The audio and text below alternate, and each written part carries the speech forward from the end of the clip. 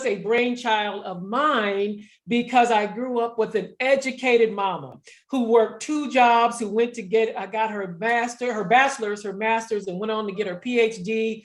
But nobody came to our neighborhood to talk to her about not just life insurance, but how to save money while you're living so that when you retire, you'll have a load of cash waiting on you. You see, in our community, I think a lot of times people just wait for grandmama to pass before everybody becomes okay. And it was in my heart that I wanted to change that. And I was able to do that within the AALC. The great Ivan Earl and John Lennon, for some reason, I guess I was talking really fast, Jennifer, they allowed me to start this group. So you are in for a treat. If you were there, if you were here last night, you know what you're getting ready to get. If for those of you who are just here for the first time, get out your pads. I got mine ready. Get out your pads, your pens, your pencils, because you're going to need to take a lot of notes. You're going to get something that's going to change your business right here for free. All right. Are we ready? We're going to start this thing out with recognition. So I'm going to bring up the co-chair of the Securities Working Group, National Sales Director, over $7 million year to date in securities. Everybody knows him as the cool guy because he always sitting in the back. That's usually, Albert, the ones that got money. Those are the ones that be in the back like this, in the cut. Let me bring him up right now. Keith Chappelle. Let's go, Keith. Okay. Welcome, you guys. Last night was awesome. My phone been blowing up about the presentation. I just want to commend all the speakers, Chris Bush, Albert Dodd, Jason Moore, Lynette Garris, Tommy Crump, and then Chris finished us out. This, you guys, truly is, we believe, the mechanism that's going to move the AALC. For us to get the wealth knowledge and create knowledge brokers who can take this to the community. But one of the things we always try to do is recognize the top leaders so that you know who they are, so that when they come on, you can give them the reverence that they're due. So what we're going to do is we're going to acknowledge year to date the top securities people in the AALC. And we're going to start with our category, securities total volume. Now, this is for the year. The year's not over. So this is as of October.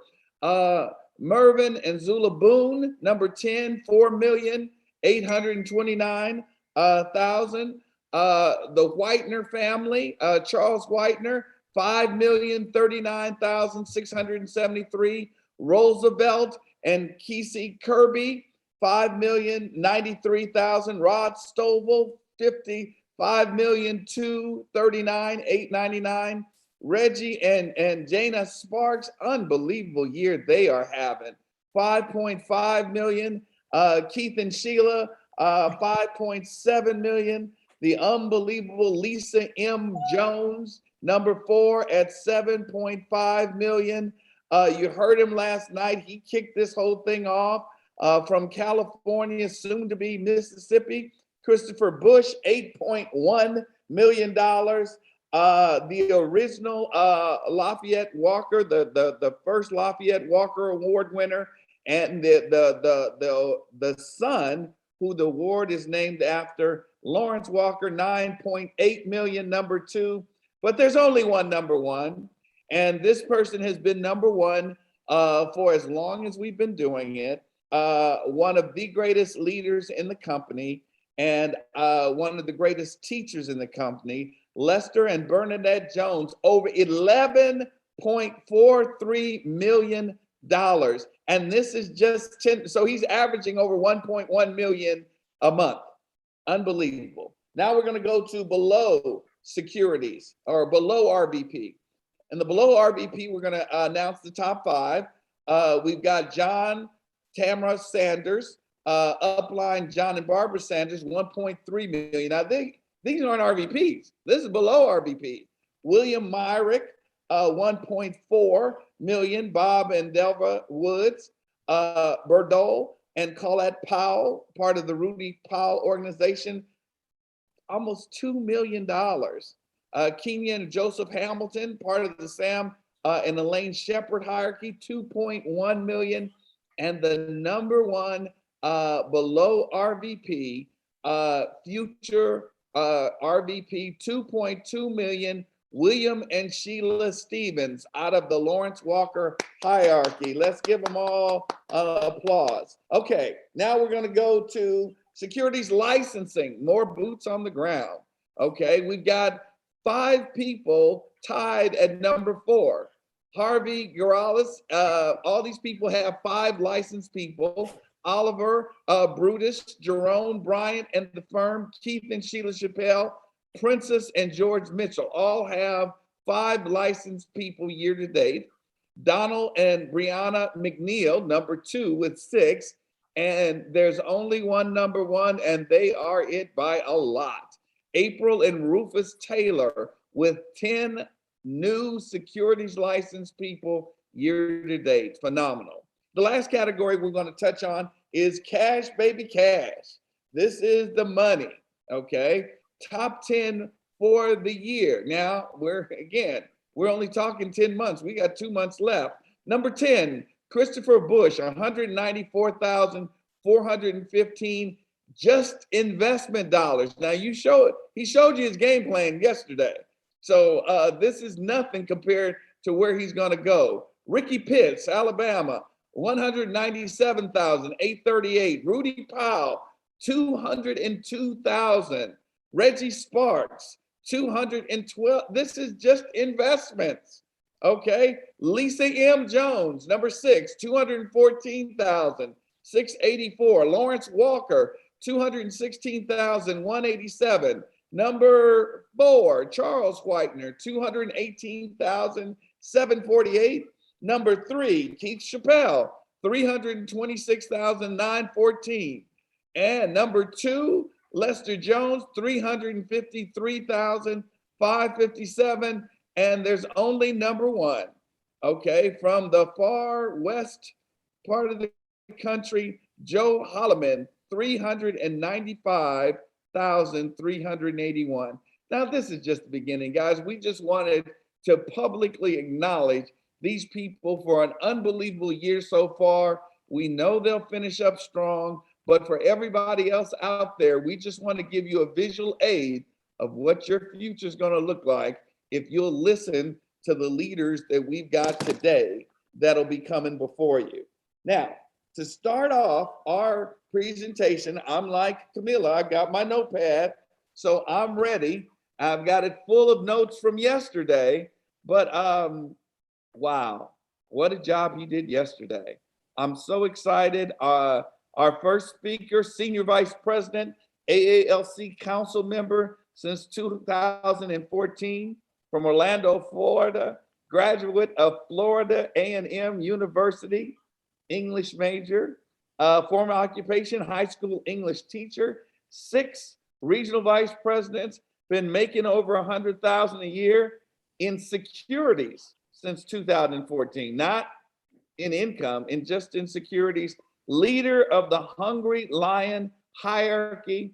Our guest speaker and our keynote speaker for today from Florida, Albert Dodd. Take it away, Albert. Keep bringing it.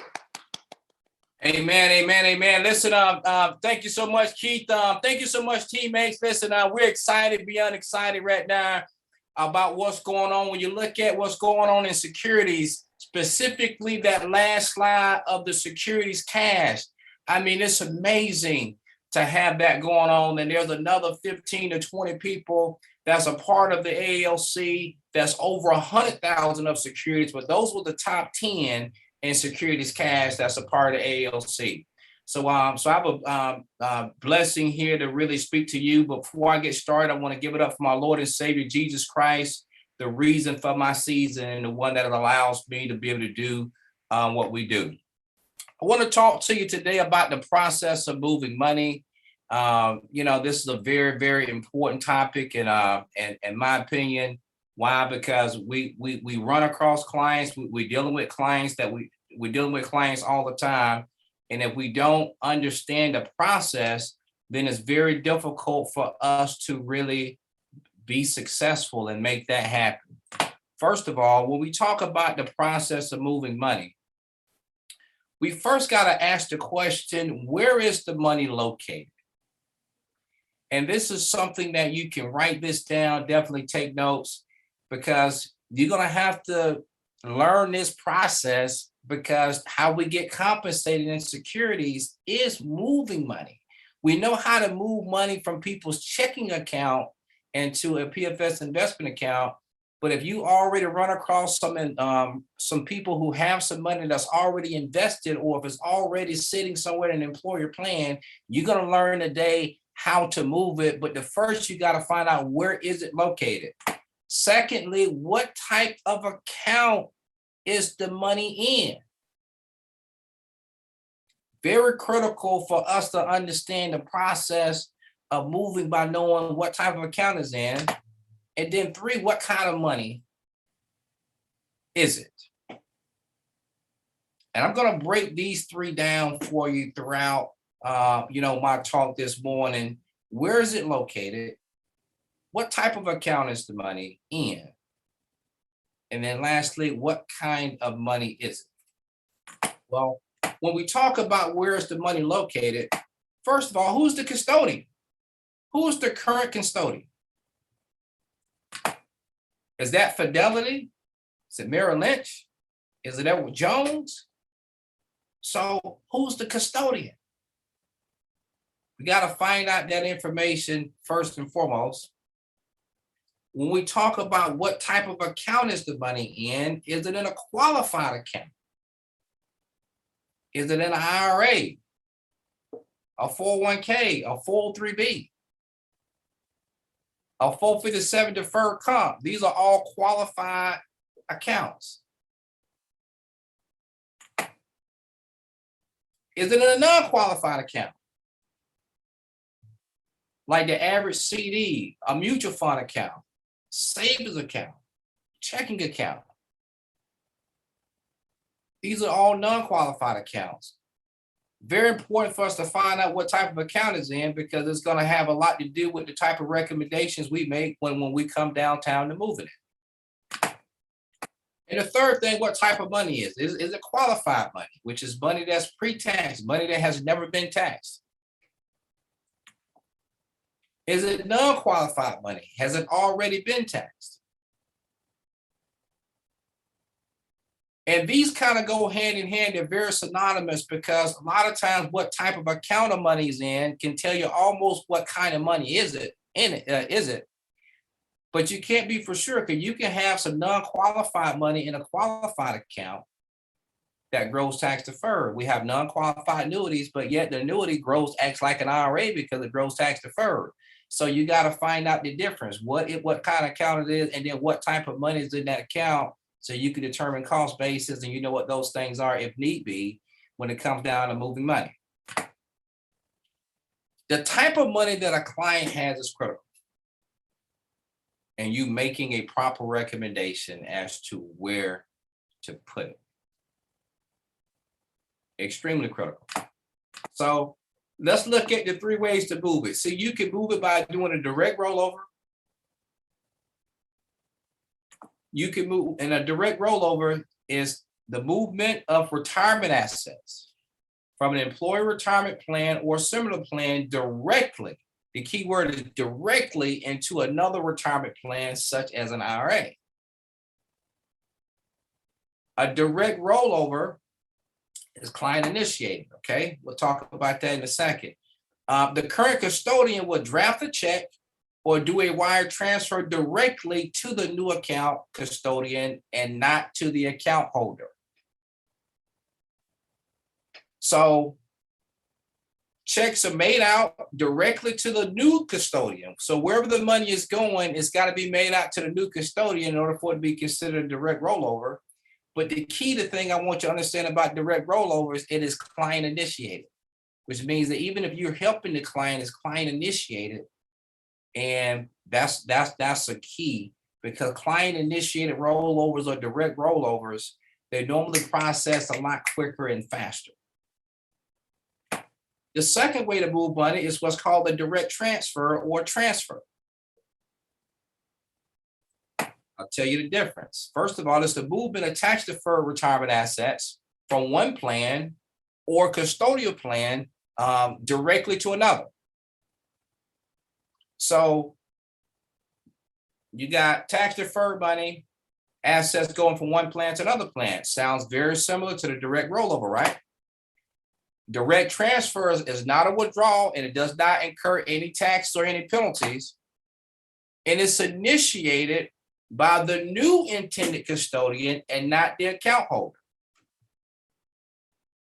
So the major difference between a direct rollover and a transfer is that a direct rollover is client initiated. A transfer is initiated by the new custodian, which means that the new custodian is going to actually send the current custodian paperwork requesting the money. And therefore, some custodians, they have different laws, meaning that, hey, listen, we don't do direct rollovers. Y'all send us transfer paperwork. Some custodians, they have their own process. You can process the rollover by phone. You can process it. They have their own paperwork. Some custodians say, hey, listen, you want the money, you send us some paperwork. That's called a transfer. There are no limits on how many direct transfers you can do. There's no limits. And the third way to move money is what's called the indirect rollover. Now, this is the least common, most used way, but it is a way to roll over. You have 60 days to make sure the money is reinvested. This is a rollover where the client takes actual possession of the funds from their IRA. So if a client takes money out of an IRA, Uncle Sam gives them up to 60 days for that money to go back inside their account without any penalties or taxes. So the client has a maximum of 60 days to put the funds back into an IRA in order to avoid distribution being treated as income, therefore it becoming taxable. And they can also be forced to pay a penalty if they're not of retirement age as well. So indirect rollovers, there's a rule against it. You can only do one per rolling 12 per year, rolling 12, not calendar year, but one every 12 months.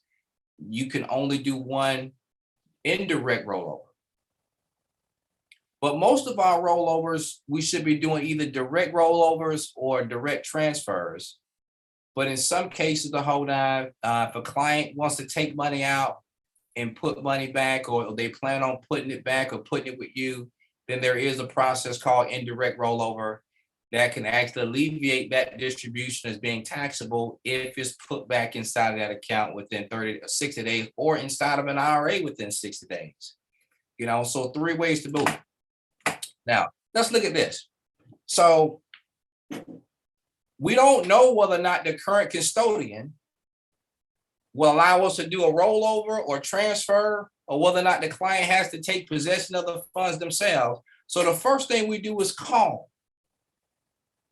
Call the current custodian first with the client on the other line.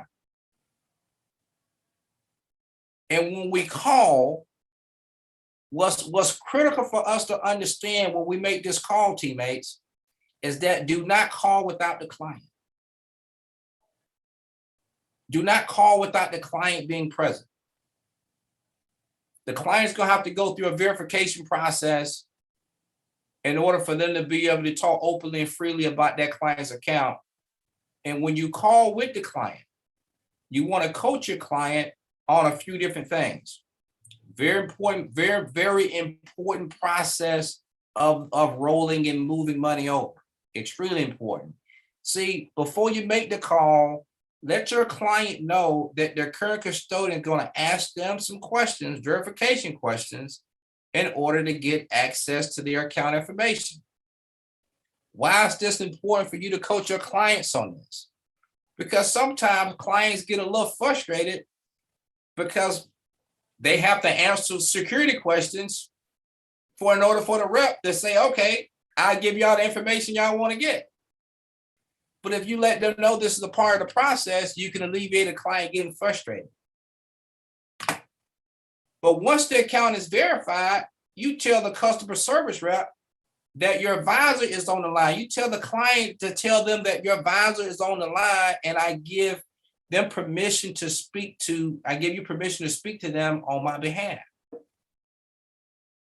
So this is not the client's job to really talk to their customer service representative.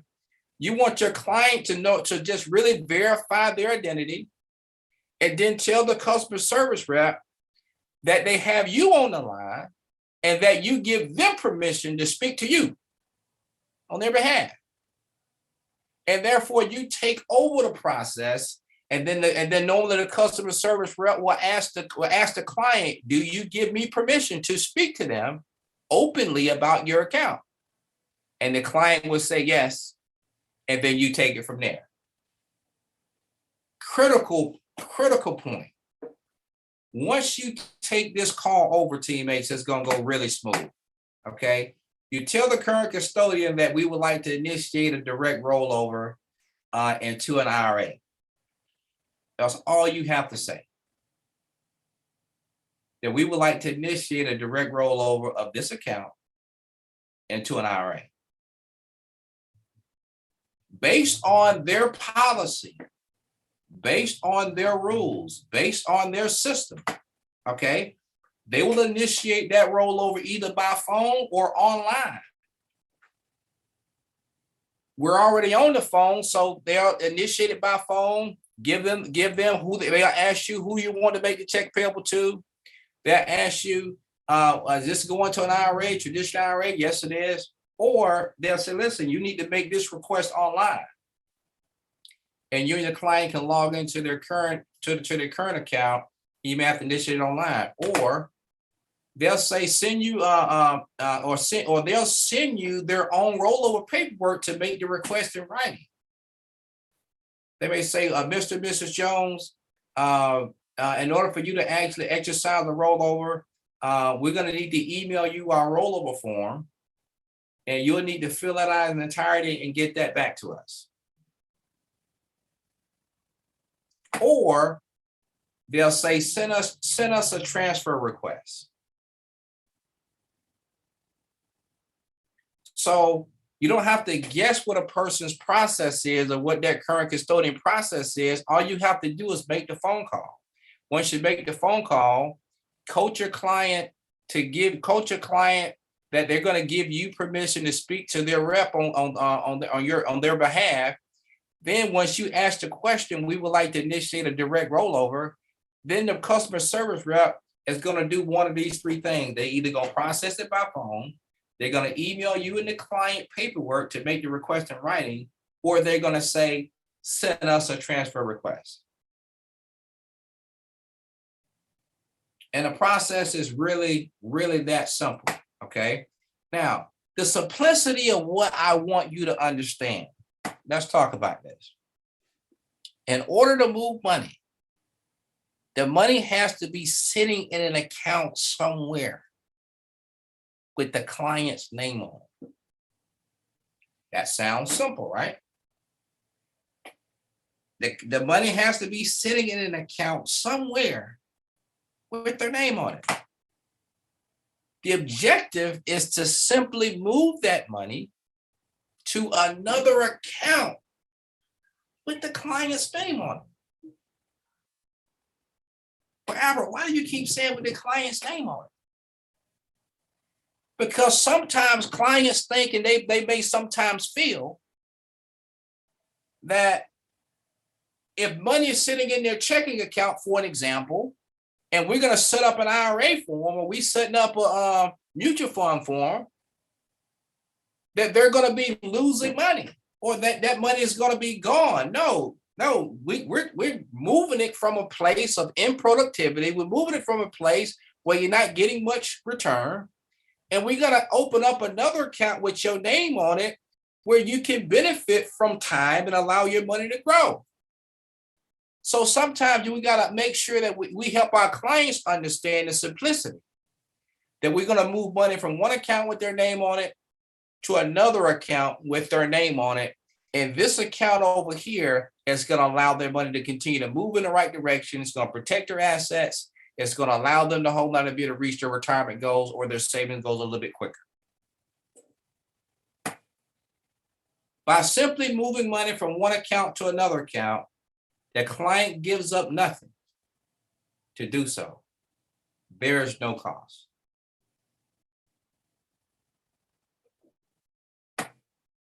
What does this mean when I say there's no cost? Well, we should be moving money on every appointment. On every appointment, somebody got money somewhere that's not doing much. And if they have nothing but a checking account or savings account, we know that's not doing anything. So we should be moving $25 or $100 a month from those accounts into a mutual fund account. We should be doing more packs and more rollovers. Why? Because it doesn't cost the client anything to move the money. And if we're showing them within our financial calculator that by moving this money, there's going to be a great benefit and allow them to reach their goals and increase their net worth, we should be not only moving money on every appointment, but we should be doing more packs as well. We should be growing our securities income, which grows our residual income. You heard last night, Chris talked about that for every 10 million is almost like having a regional vice president. For every 10 million teammates, it pays you a lot of money. But let me talk to you about cost versus fee, because I know I got somebody out there saying, wait a minute, Albert, you just said there's no cost of moving money. But there's not. But I did not say there's not a fee, but there's no cost. Let me explain to you why, and this will probably help you. This will probably help you understand the total concept, but also help you articulate it to your clients a little bit better too. If a client asks you, what will it cost for me? What would it cost me for you to move my money? Very simple question. What would it cost me for you to move my money? What are they really asking you? They're really asking you, what is the fee?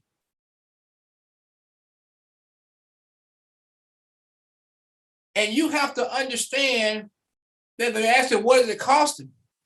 They really want to know what's the fee. Here it is. Your response, it won't cost you anything, because if you stay invested, your money will grow beyond the principal balance you started with. So it will ultimately cost you nothing, but there's a 5% fee to get started. Apple, play that back to me. Well, it won't cost you anything, because if you stay invested, your money will grow beyond the principal balance you started with. So it will ultimately cost you nothing, but there's a fee of 5% to get started.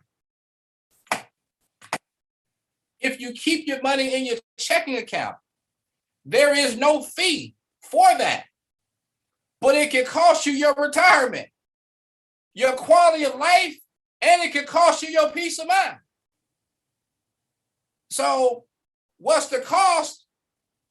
Nothing. There's a fee though. But if you let the money stay where it is, it's going to cost you everything.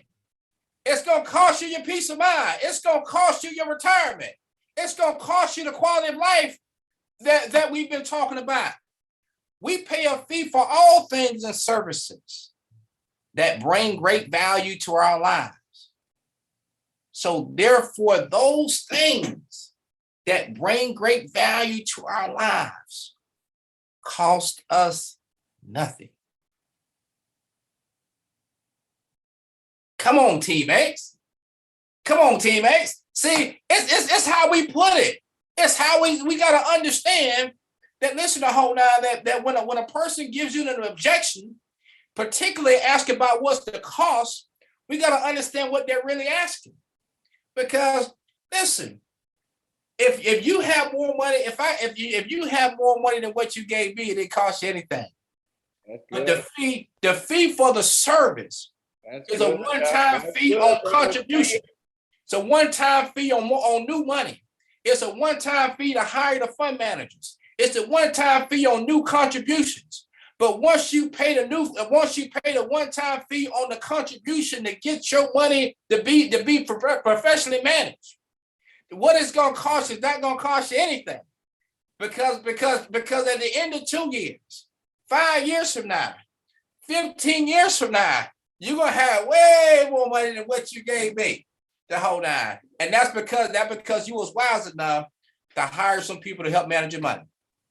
But I want to bring something to your attention right now, because I just actually shared with you a simple concept of, and really just taught you a few things of really the process of moving money.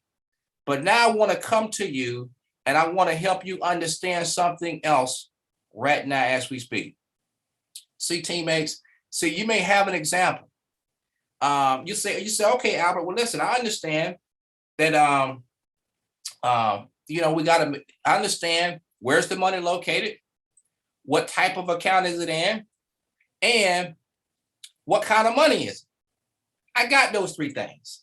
I understand there's 3 ways to move money: direct rollover, a direct transfer, or indirect rollover.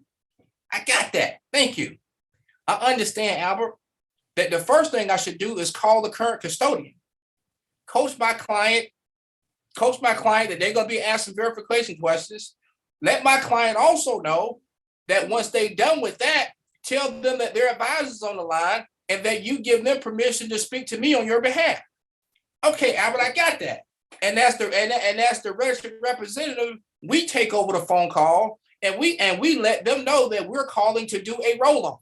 And then they'll let us know their process on which we can move the money. Albert, I got that. But here's a real life scenario. I got a client that got 100 grand.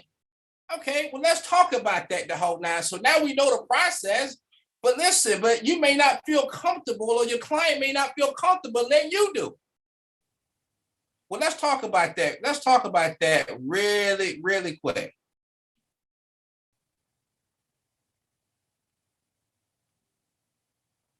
Let's say, teammates, you got a client, you sit down with a client with $100,000. Let's say, first scenario, client has $100,000 sitting in a CD or a savings account Let's say you have a client has $100,000 sitting in their employer 401k plan. Third scenario, let's say you got a client has $100,000 sitting in their TSP through a savings plan, their 403B plan, or their 457 deferred comp plan. Albert, it doesn't matter either of these scenarios. I'm going to help this client with either of these scenarios right now. I'm going to give you the game right now. Here's the question. How do I make them feel more comfortable about allowing me to move their money? Albert, can you give me the game? Albert, I got the process down. Thank you for the process. I know how to initiate it, but how do I get to that point so we can make the phone call? Don't I got to make the client feel comfortable first? Don't I got to make the client say, hey, let's move it first? Absolutely. So what Albert Dodd gonna show you today, I'm gonna show you how to get the client to the point where you can make that phone call. I'm gonna show you how to get the client to the point where they feel comfortable with getting on a two-way phone call, calling their current people right now so we can move it to PFS. So let's say we got $100,000. And I asked my client, I said, listen, what would you say you're a big consumer of? Let's talk about food. I love to eat. Let's talk about food. Listen, is chicken one of the things that you like to eat? And the client says, absolutely, man, I love some chicken. I said, okay, well, let's invest in chicken then. Well, you think most people love chicken? Absolutely. Y'all remember when Popeyes came out with the chicken sandwiches? I mean, people were lining up outside the door. I mean, I thought they was giving away money in Popeyes. They was only giving chicken away. So, okay. So, do you like it baked? Absolutely. Well, let's put 20% of your 100,000 in there then. Do you like it? Do you like it? You like it grilled? My bad, teammates. My bad, had a glitch there. But do you like it baked? Do you like it grilled? I'm gonna bring us back up right now. Like it baked? You like it grilled? Absolutely. Well, listen, we finna get back on this thing right now. Here we go. Here we go. Share this. This is good, Albert. This is good. Amen. Amen. Thank you. Listen, you like it baked? Absolutely. What about grilled? Okay, let's put 20% of it grilled. We love it. Listen, right now, the grill, let's like the grill. You like the grill, everybody coming. Let's go. You like it fried? Well, let's put 20% of it in it being fried. What about jerked? Come on now. Sign me up. We jerking it too? Come on, man. We can jerk it as well. Look at what about barbecue? Listen, you can't come from the South and we don't try to treat you with some barbecue. So here we got $100,000 invested. And we invested it in 5 different funds. We invested in a fund that was baked. We invested in a fund that was grilled chicken. We invested in fried chicken, jerk chicken, and barbecue chicken. So here's the question. Are we diversified and are we balanced? That's my question. Well, there's only one litmus test. Well, what is the litmus test? Well, let's deal with Oprah. Everybody knows Oprah. So Oprah is going to be the person who's going to give the litmus test. If Oprah say, I don't eat chicken anymore,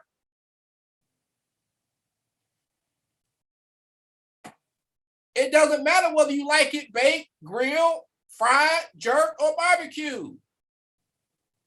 What happens to the value of your $100,000 investment? That's right, teammates, it's going down. What Mr. and Mrs. Jones?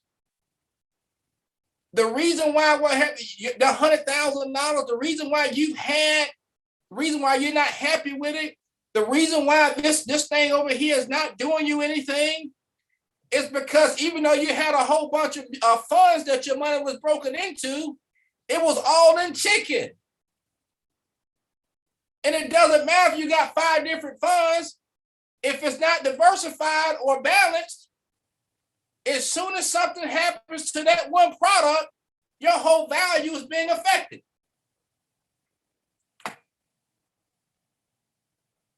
So were we really diversified? Absolutely not. Okay. But has Oprah and her followers stopped eating? No, they didn't stop eating. Oprah just said, I don't like chicken. So if she says, I don't like chicken, that will affect the chicken market. That will affect that. So regardless of how you eat it, the chicken is being affected, and all your money, even though it's in 5 different funds, is still in one sector. So let's look at something else. We still like chicken, right? Absolutely, right? So we're gonna put 20% in chicken. But listen, what about beef? Oh man, I love some steak, man. I love a ribeye, a sirloin, steak and eggs. Okay, well, let's put 20% in beef then. Ms. Jones, I got you covered. Well, what about you like pork? We like bacon, we like ribs. I mean, yeah, okay, well, let's put 20% there too. Well, what else you like as an entree? Oh man, we getting ready to eat some turkey right now, right? Okay, let's put 20% there too. And where my seafood lovers at? Y'all like seafood? Okay, great. But then listen, I got you covered. We're gonna put 20% there as well. So here we got $100,000 still. And we got it in chicken, we got it in verse, we got beef, we got pork, we got turkey, we got seafood. The question is, are we diversified and are we balanced? That's the question. Well, what's the litmus test? The litmus test is that we got to go ask Oprah. Let's check in with Oprah and see what Oprah talking about right now. Well, if Oprah come back and say, hey, I'm a vegetarian, I'm like, oh, no, Oprah, stop doing that. So Oprah says she's a vegetarian. What's going to happen to the value of chicken? What's going to happen to the value of beef that we got 20% in? What's going to happen to the pork that we got 20% in? What's going to happen to the turkey? Seafood. What's going to happen if Oprah says, I am a vegetarian? It doesn't matter that we got $100,000 in our minds broken up into all these 5 different categories of meat.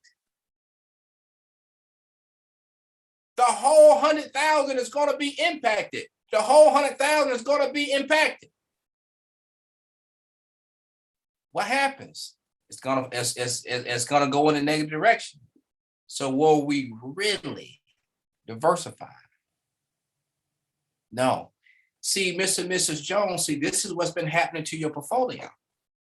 I'm looking at it right now, and as I'm looking at your portfolio right now, it has a lot of different funds, but you're still in the same sector. You broken up, but the volatility is still like it is because you're not because you're still in the same sector and you're just being impacted because it's not truly diversified or balanced. But see, Albert Dodd is going to show you today how to fix that. So listen. So let's look at chicken. We still like chicken, right? We still like chicken. So some people may have stopped, but we still like it. So we still like eat baked, grilled, fried, jerk, barbecued, all that stuff. So we're gonna put 10% of 100,000 in chicken. We still like to eat a steak every now and then, right? Okay, great. So we're gonna put 10% in beef. We still like pork, right? Okay, great. I still want my bacon. I still want my ribs. I got you, Mr. Jones. We got the 10% there too. Turkey. Oh yeah, listen now. I'm gonna fry it. I'm gonna deep fry turkey now. Listen, I'm gonna be at your house too. Don't worry about it. We got 10% there too. Seafood. Listen, I can't give up my seafood, Albert. Well, there's a lot of people that feel the same way. So we're gonna have 10% there too. So we got 50% of our portfolio that's spread out between five different sources of protein. But if we ordered an entree, and if this is all that was on the entree, we gonna ask the people, hey man, where's the rest of my food? Because an entree with just beef on it, or just turkey on it, or if an entree just had chicken on it, or if it just had beef, turkey, and chicken on it, or if it had all 5 of these on it, we think we get robbed. We want to live healthy lives. We want to be here for a long time. So therefore, the whole 9, there's other things that our body needs. There's other things that we need in order to stay healthy. See, what about vegetables? Absolutely, Albert. I love some broccoli, some asparagus, man. Corn on the cob, man. Listen, gotta have it. Okay. Well, we're gonna put 15% in vegetables. We got you covered there. Listen, what about fruit? What about grapes, bananas, apples, oranges, strawberries? I got you covered. We're going to put 15% there in fruit as well. And one of the major substances, one of the major liquids that all liquids are really made from is water. So we're going to put 20% in water because water is the basis of almost everything that's made. And when you go to your doctor, and when he go to his doctor, and when your neighbor go to their doctor, they telling your neighbor to drink water. So we got to have a portfolio with some water in it. Now, let's do the litmus test now. If Oprah goes on TV and she say, hey, I don't eat chicken no more. Well, the value of chicken is going to go down. But when people stop eating chicken, they don't just stop eating, they supplement what they stopped eating for something else. So now people are eating more beef, pork, turkey, and the rest of the food groups. If somebody say, hey man, there's salmonella poisoning, I ain't doing beef right now. Okay, well that's 10% of our portfolio. When people stop eating beef, they supplement it by eating more of other things. If you got Oprah says I'm a vegetarian,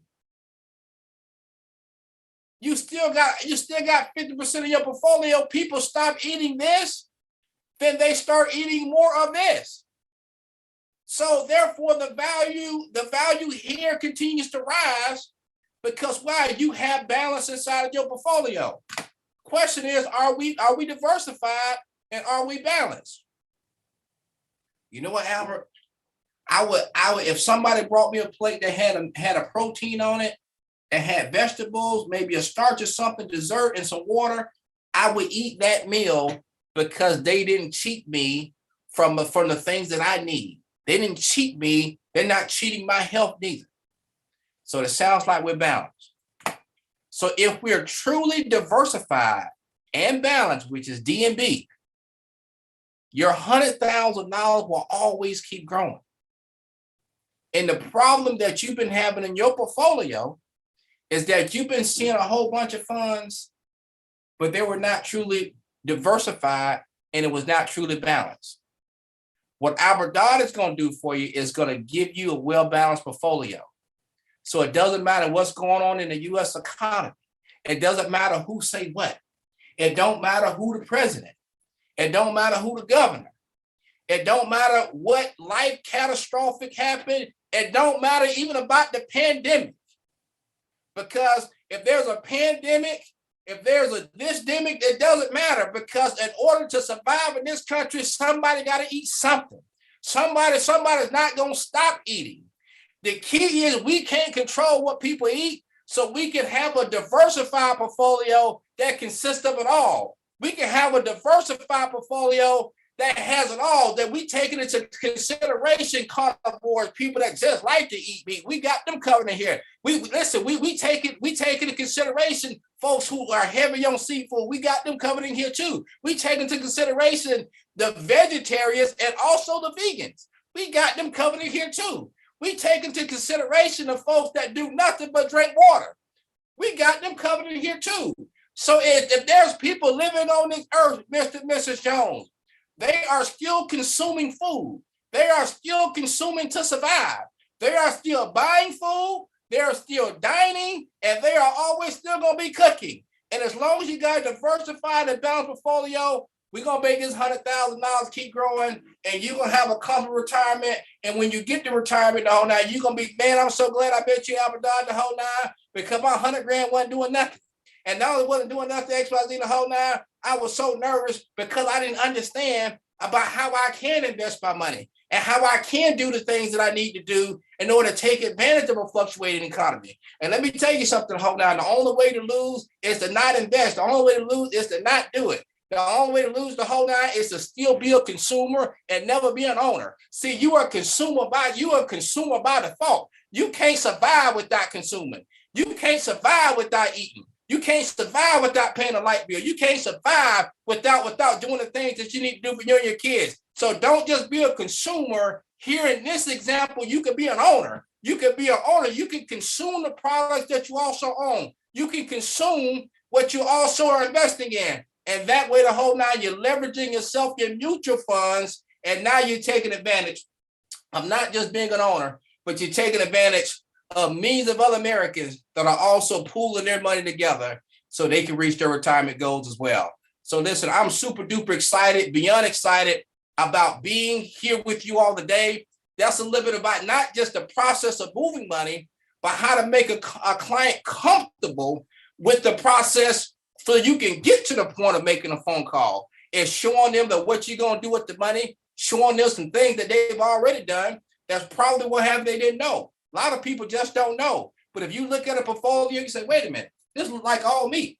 Or matter of fact, we in all vegetables. Listen, we need to fix this. It ain't growing. It's all vegetables. Or this is all meat. So therefore, the whole night, we're not even taking into consideration up and down economy. But if we take into consideration up and down economy, you're gonna have a peace of mind. We're gonna have a peace of mind, and we're gonna be floating because mutual funds are very predictable, either one way or the other way. So let's be balanced and diversified so we can go make this thing happen.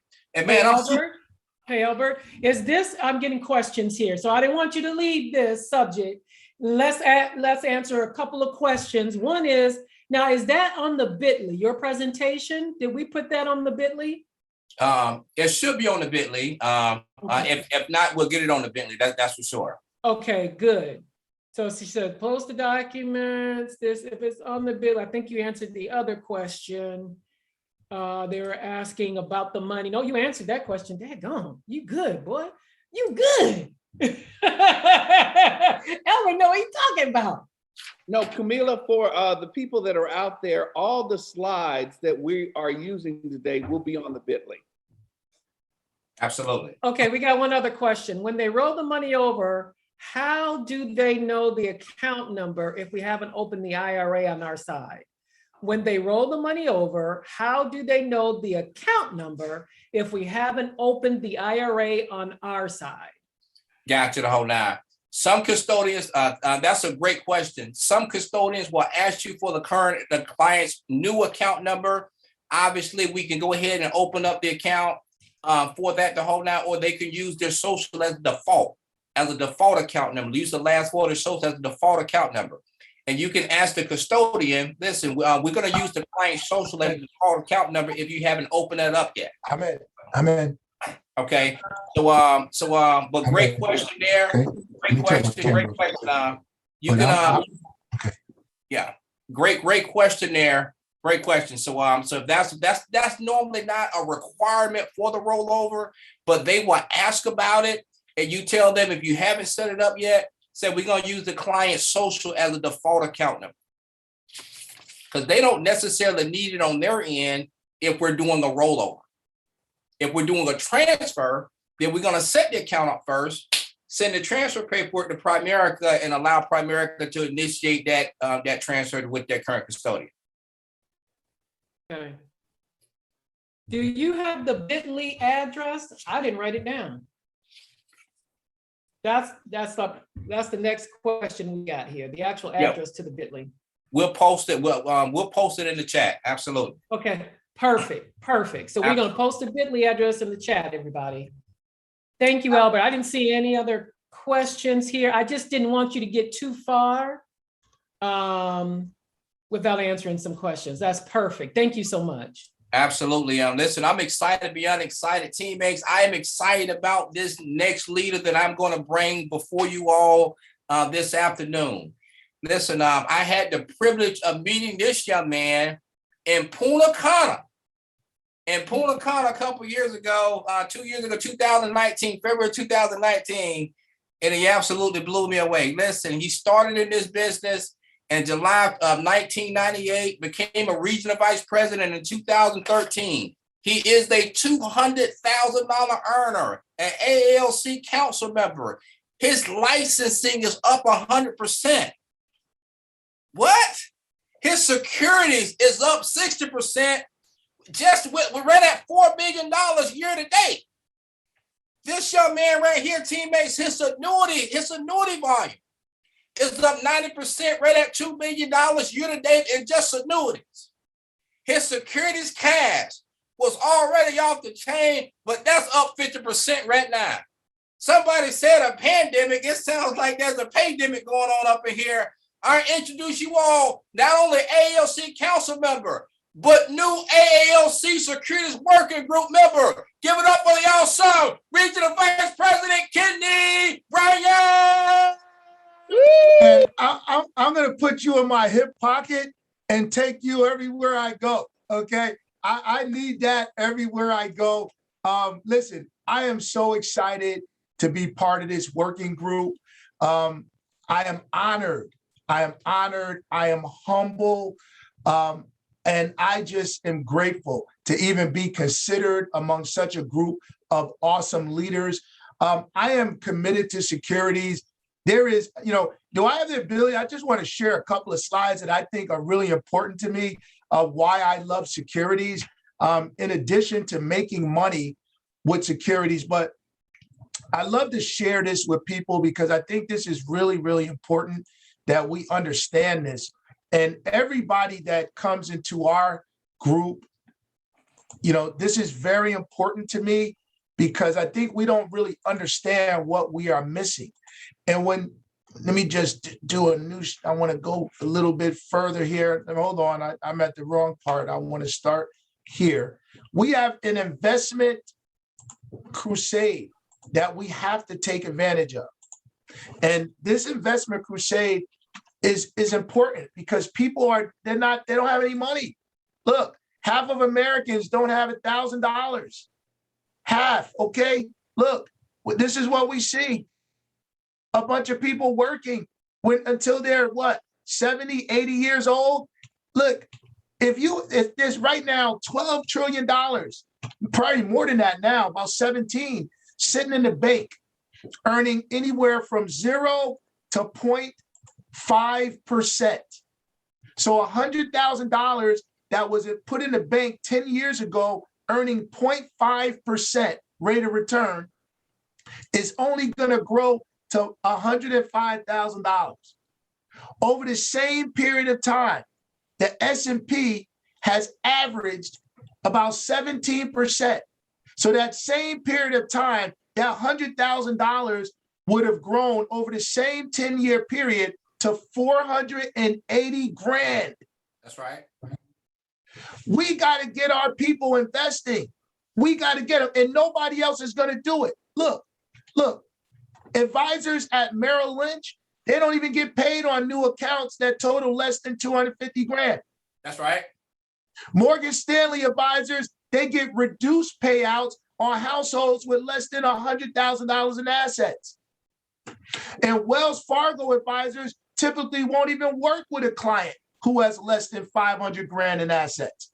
So if we don't go out and help our communities, if you don't go get your investment license, if you don't get skilled in this endeavor, if you don't learn how to invest the difference, then a lot of people will never get the information that they need in order to be what they are capable of being. So once again, I just want to say I'm honored, I'm grateful. Keith, thank you. The committee, thank you for counting me halfway worthy, okay, to be on this great committee and work with such great people. Albert, I can't wait to see you, man. I miss you. It's been too long. All right. Have a great rest of the day. Thank you, guys. Amen. That's what I'm talking about, man. I mean, powerful, Kenny, absolutely powerful. You couldn't have said it more better because there's a lot of our opportunity is crazy when you talk about the competition. They're not touching people with less than 100,000. They ain't gonna get no money. Maryland, less than 250. They're not getting anything. The investment opportunity is absolutely real, beyond real. And I want to move teammates to really talking about something that's really deep right now when it comes to the VA and the FIA within our business. I mean, these are two huge products that we should be actually looking into and making sure that people understand in order for us to help clients when it comes down to moving money. So listen, I want to share my screen with you, and we're going to talk about really, these two products. I'm going to kind of give you a little information here. First of all, how can a fixed index annuity help? Albert, can you go back and show that bit.ly, because they were asking about the bit.ly, and that was on that slide. Okay. Go back. The slide I just pulled up. The first slide, it had the bit.ly information on there. Okay. Okay, gotcha. Okay. I definitely do it right now. All right. Here we go. There it is, right there.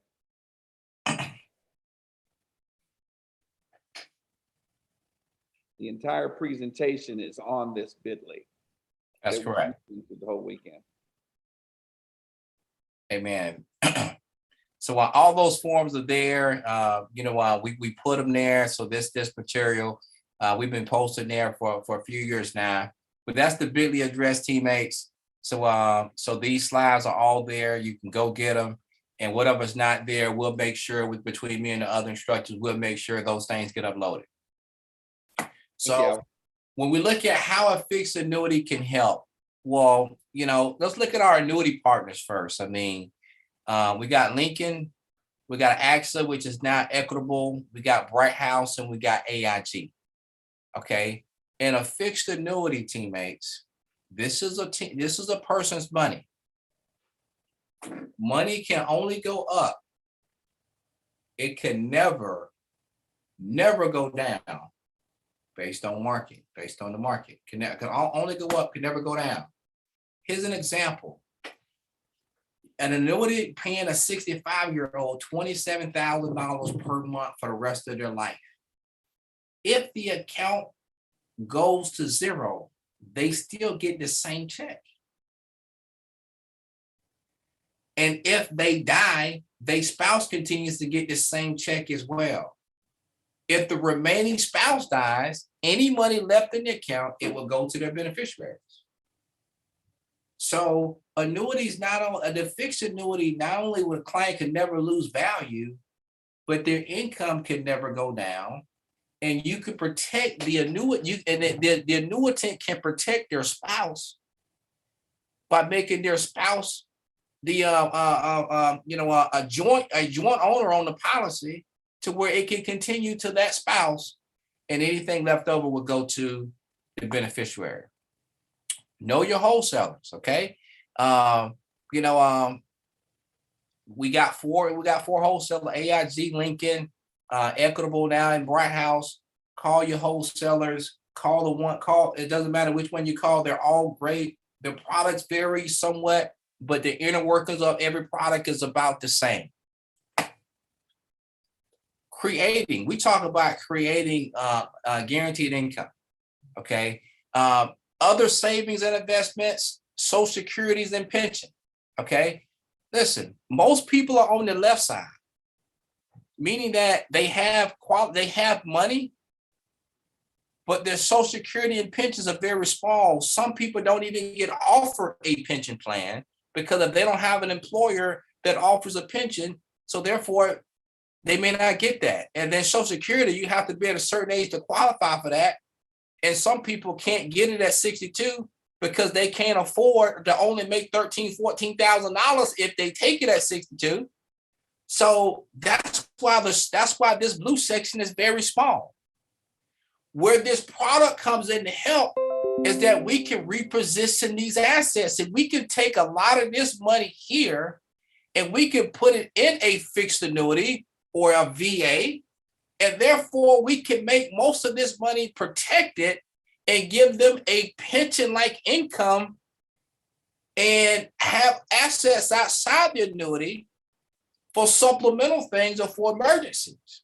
But we can protect their money and protect their lifestyle by repositioning some of this money and putting it inside an annuity to where we can make some of their income guaranteed. This is a big deal, teammates. It's a huge deal. Let's look at this.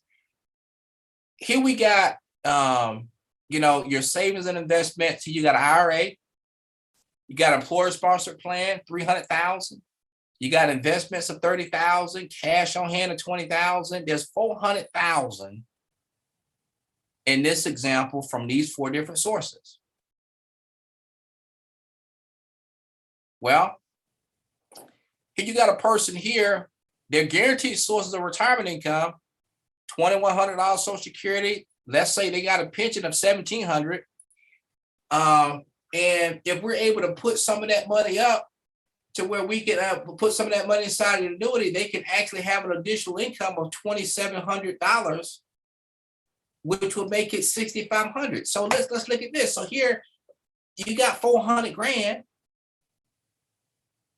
of assets that you could take a portion of that $400,000, put that 400,000 and give them an additional income, guaranteed, just like their Social Security is guaranteed, a company pension is guaranteed. Well, also we can guarantee all their income. So it's 65, it's 70, so almost $80,000 a year guaranteed. And the income can only go up, it could never go down. So when you look at, well, how does this work? How does the fixed income work? Well, let's look at this. Here's the statement of 1216 to 1217 as an example. $1,003,000 over this year, from 16 to 17, December 1st to December 1st of the following year. Here, this client here earned $75,000. Their account value is $107,000. The withdrawal charges is 1%. So it's 1% to be inside a fixed annuity. So they didn't take any money out, but the fee is being categorized as the withdrawal charge. So their net value is $170,000.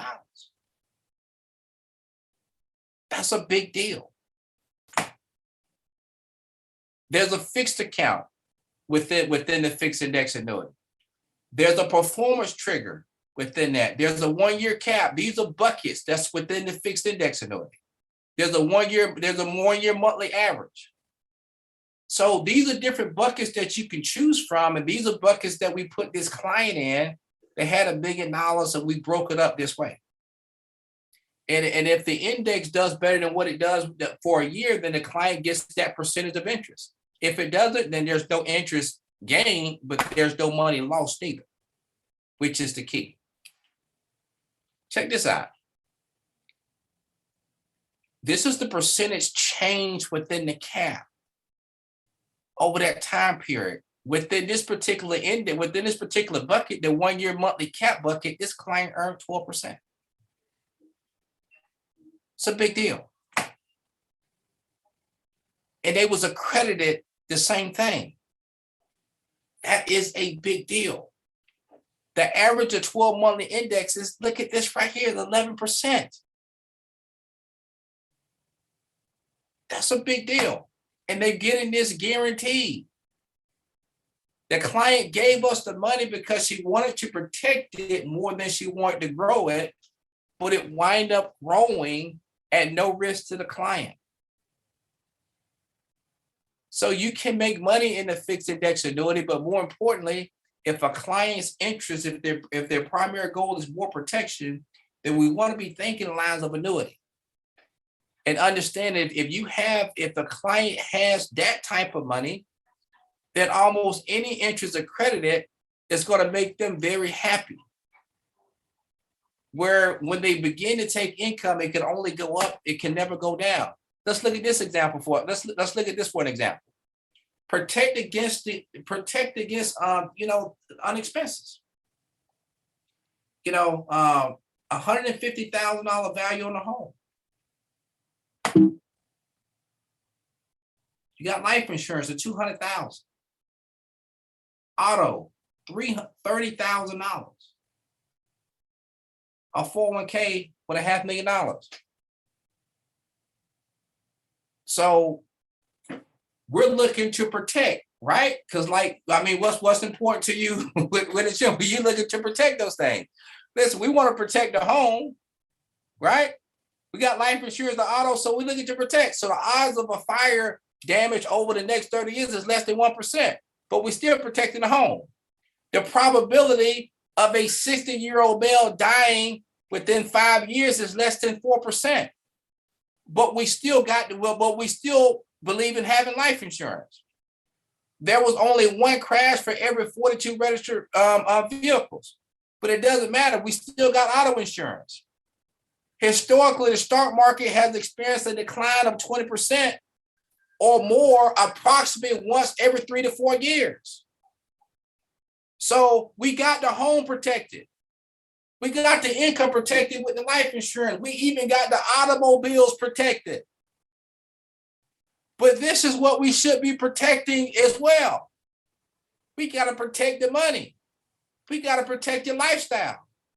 Without protecting the money, we can't pay on this home. Without protecting the money, insurance is not protecting the income unless we protect the money. And without protecting the money, we can't keep the car that we're paying for a car insurance on. So we got to become more protection oriented. See, why do I need downside protection? Because preserving wealth during severe market corrections of 25% or more should be a top priority for investors. In this stage, for example, if a portfolio loses 33%, then a nearly 50% gain will be required to restore the portfolio's original value. So when it comes down to moving money, particularly large sums of money, 6 figures or better, we have to take into consideration that most folks entering retirement, they don't have that type of time left in accumulation, meaning they're not making any deposits if they decide to retire. So we got to think protection. Everyone should protect a portion of their retirement. Let's look at these two individuals as an example.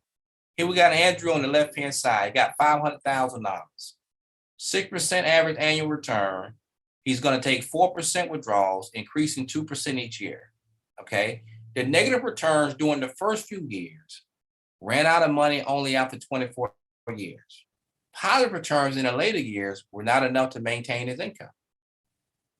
But Diane, I'm going to show you both of these examples. Diane, same money, the same rate of return, making the same withdrawals.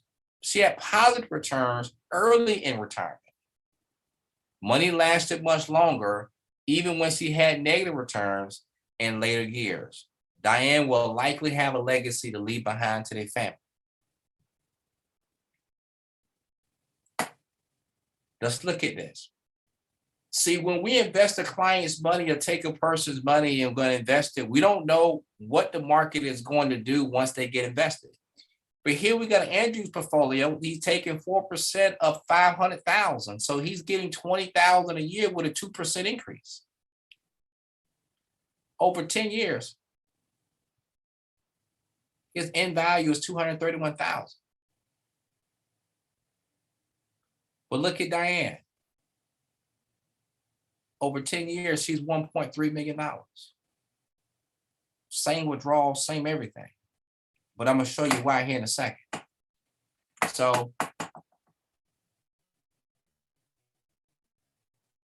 Andrew, 5 years in the game, he ran out of money. 25 years in the game, Diane still got $2 million. It's a big deal. Same money, same interest earned, same withdrawal rate. But one experienced negative returns early on, and the other one did not. So we don't know which one is going to be when we move a person's money over to retirement. They could become an Andrew or they could become a Diane. So we need to understand how to utilize an annuity to help protect against that, because, I mean, by chance, if you're investing money and you're moving people's money into retirement, you don't know whether or not, they're going to be an Andrew or Diane, but it wouldn't make you feel comfortable not knowing, would it? No, not at all. So I'll finish share with you, you know, this product that will prevent that. And so we don't have to go through that at all. Check this out. Here's a here's a client here. Initial premium 300 grand. 300. Okay. Put 300 in. We seeing here multiplier doubles with no withdrawal. So we got a client here. So it doesn't matter when we put them in the market. The money can never go down. The income can never go down. So check this out. Okay. So we got 300,000. They got a premium enhancement. So they got a bonus of $9,000 for coming with us. So therefore their base jumped up to 309. So they got a rate, they earned 3.4%, 3.4%. Here, earned $10,000, contract value $316,000, 6.9%. Listen, even on the guaranteed income rate, 6.9%. Their base went up to 330,000. It's a big deal. Next year, 10%. Which is the value. But look at the base. The base did a lot better. See, you get the better of the two teammates. You either get the account value or you get the step up in the base. You get the better of the two. And if you're getting the better of the two, that's a big deal. Take this out. Let's go down to the 7th year. Got 1% here. So 1%, obviously not a whole lot of interest accredited. The percentage increase was only 2%, but check this out. The base still went up. 487,000, which is what they're taking income from. Now the client is taking withdrawals. And their withdrawals will continually go up. On the right-hand side, this was an average of 8.46% as far as the guarantee on the base is forced to step up there. On the left-hand side, they had some good years and some years that's not so good, but the average is 5.57%. So because they was in this product, they get the better of the two worlds. They get the account value growth, or they get the guaranteed growth on the base. Well, the base did absolutely better. So this client is going to experience a much better retirement because they was actually in this particular, because they was in this fixed index annuity. Zero risk to get to where they're at right now. But let me take it one step further with you really quick. One step further. Let's look at this. Let's look at this situation. Matter of fact, let's show you this right here. Here we go, $309,000. Here we have a situation to where 4.32% after 10 years. Contract anniversary. Value is 334. But because of the guarantee value here, they credited that was interest. The income base jumped up to $544,000. But if it was just market driven only, then after 10 years, so you had this was up here, but after 10 years, back to 334,000.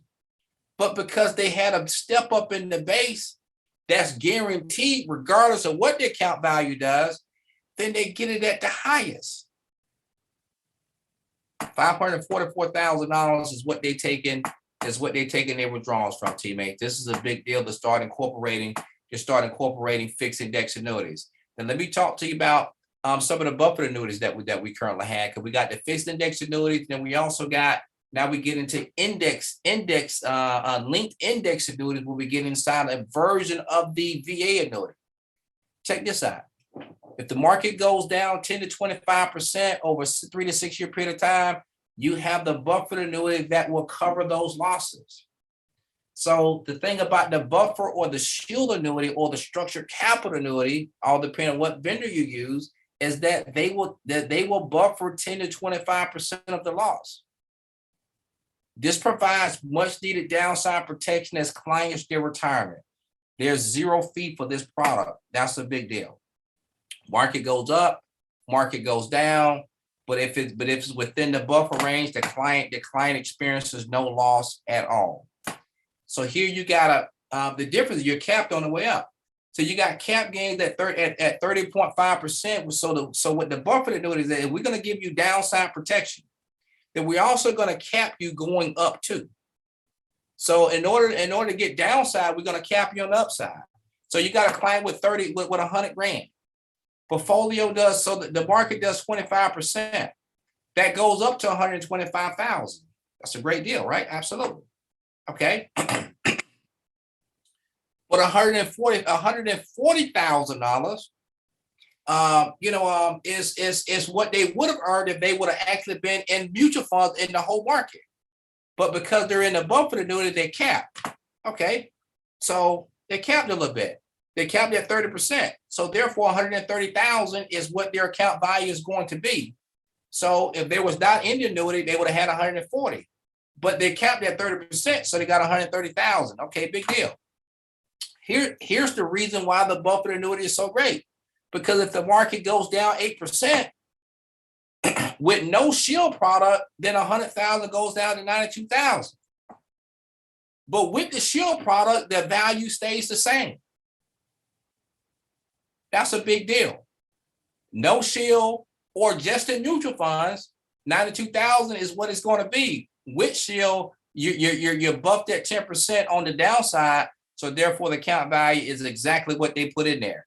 Let's say the market goes down 12% and we put $100,000 in. With no shield, obviously 88,000, 12% of 100,000, you're going to lose 12 grand. Okay. But with shield, okay, they cover the first 10% because that's the buffer. The other 2%, that's when you start experiencing loss. So $98,000. So $10,000 of that 100 is covered. Other 2%, $98,000, what have you, is what the account value is going to be. Let's say you got $200,000, and let's say you did a 6-year structured annuity. Well, the market gained 65%. Okay, market gained 65. Well, 30% of that is 260. Okay, if the market goes to 70%, okay, 70%, that's 330,000. So that's the cap. So you at 330. But you would have had 340. Who cares to hold now? We like the downside protection as well. The portfolio goes down 20%. With no shield, you lose 40,000. So 160 is your account value. But if you got the shield product, if you're in this annuity, which is the buffered annuity shield product called structured capital, all depends on the vendor you use. With downside protection, the client doesn't lose any money if the market goes the other way. If the market goes down 30%, they're going to absorb the first 25% in this example. But if you have no shield, you go down to 140,000. With shield, you go from 200 to 190. The first 25% they cover, 5% is only the loss. So that's a big deal. Beyond a big deal, where a client can participate in the equity gain, they can participate in the upside. And then they have a buffer on the downside. And there's no fee in this product. How can a variable annuity help? Man, let me show you this thing right here.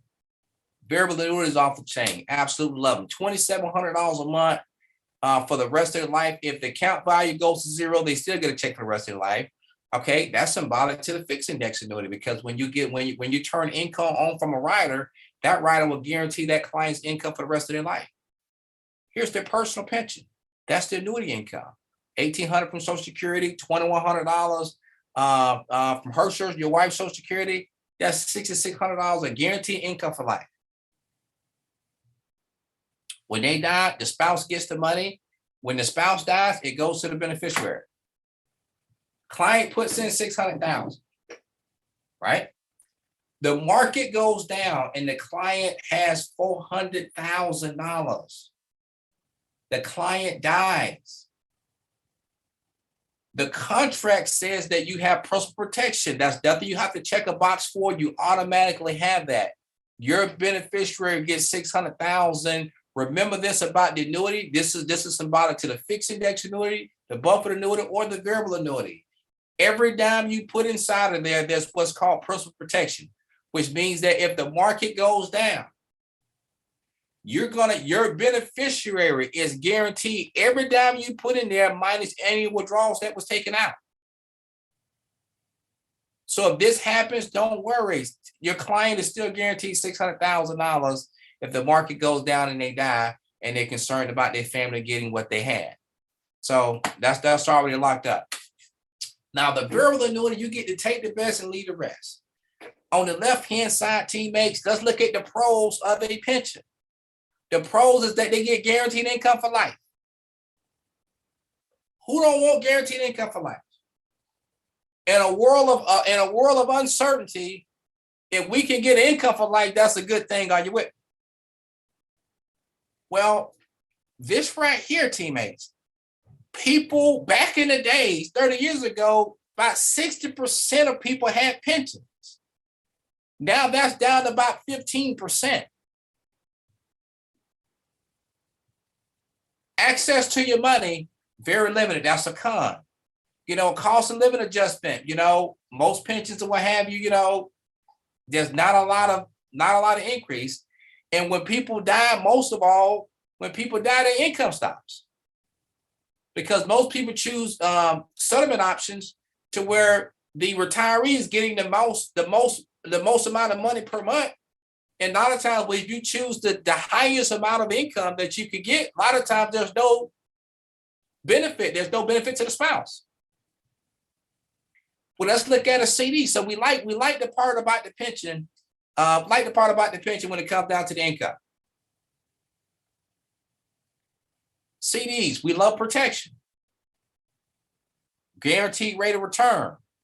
We know we're going to make some money, but it may not be what we want, but we know we're going to make some money. Well, the protection part is what a lot of people like. The problem is that the guaranteed rate of return is low, and CDs are not tax deferred, so you're paying taxes on a little bit of money that you're making in the CD. Well, on the right side, let's look at the pros of a mutual fund. We get growth, diversification, and we get to hire people to manage the stocks within the fund. The only con with the mutual fund side is that there's risk and you can lose value. So, man, I like all of these things, but I don't like none of the cons.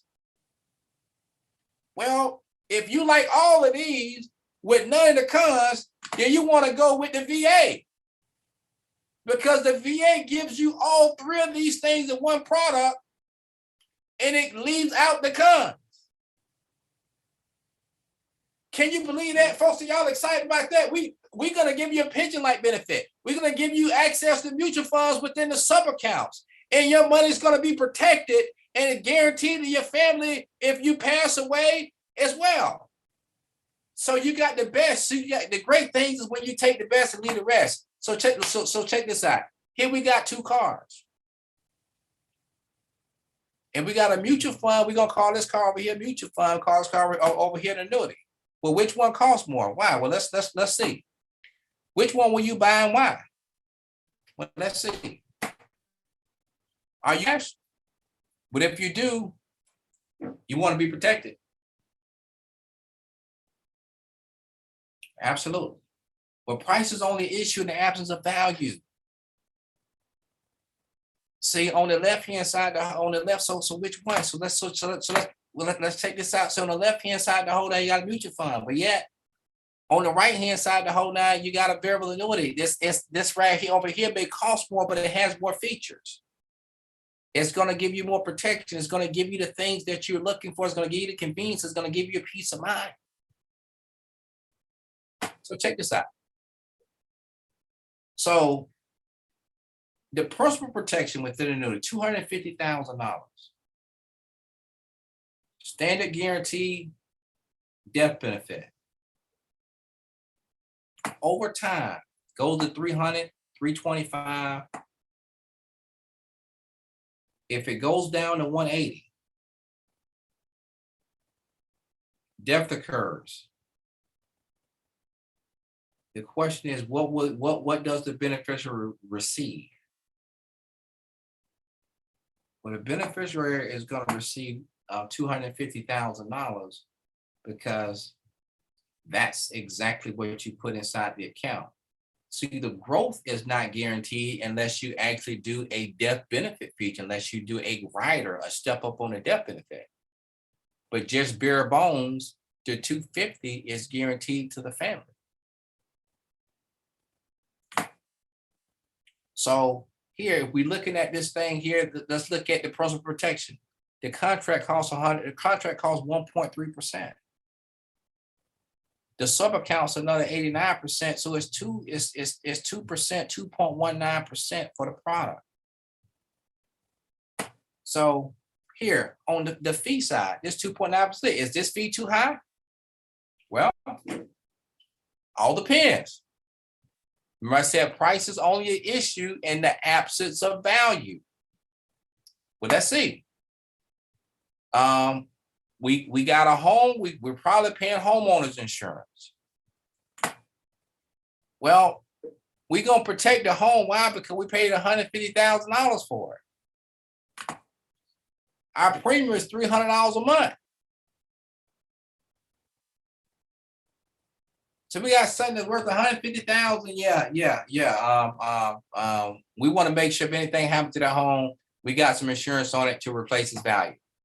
That's $360. That's $3,600 a year that we're spending to protect that $150, which is the value of the home. That's 2.4%. That's 2.4%. The annuity is 2.19%. But check this out. You got an enhanced death benefit now. The same 250 goes to 300, goes to 325, goes down to 180. If you got the enhanced death benefit, which is a rider that you can add onto the annuity, the client dies, you get $325,000. It's a big deal. So therefore, they're protected, their step-ups, the growth is being protected, not just the principal. And for some clients, this could be an added or increased death benefit. So if you got a client that may not be able to qualify for life insurance, or if you got a client, this is a real big deal. If you got a client whose health is not maybe up to par, they're in a retirement, and let's say they don't qualify for life insurance, or they don't have as much, or they can't really get more, then you might want to consider adding on this death benefit because it's an enhanced death benefit to where they get to actually lock in the gains on their contract. So if they pass away, they get more than just the principal. They get more than just what they started with. So it is a big deal for clients to get protected in this way, particularly if they're having an issue with qualifying for more life insurance that most people try to get once they leave work so they can actually not have to pay COBRA. So, we got the principal protection on the left side. That's 2.19%. If we add the enhanced death benefit, the client is going to pay 2.5%. Okay, so it's a big deal. Big deal there. Which side? Let's look at the variable annuity income riders. Okay. Here we got the variable annuity card, but it has all the features in it. It got the anti-lock brakes. I mean, you got the power steering, you got power lock, power windows, you got all that stuff. You got lane assist, you got all the conveniences. With that pension-like payment, 1985, 85% of people had pensions. Today is less than 15%. So what do annuities do? Annuities protect money and they guarantee income. Well, when it comes down to people getting guaranteed income, it's not only a big deal to get it, but it's a big deal to keep it and to maintain it. Well, the annuity helps you do that. So let's look at the personal pension here, $500,000 on the left-hand side, and let's look and see what's going on here within this product. 2.5% is what it's going to cost. $500,000 is what we putting in here. But what are we protecting? We're protecting a $500,000. We're protecting 30, 40 years worth of work.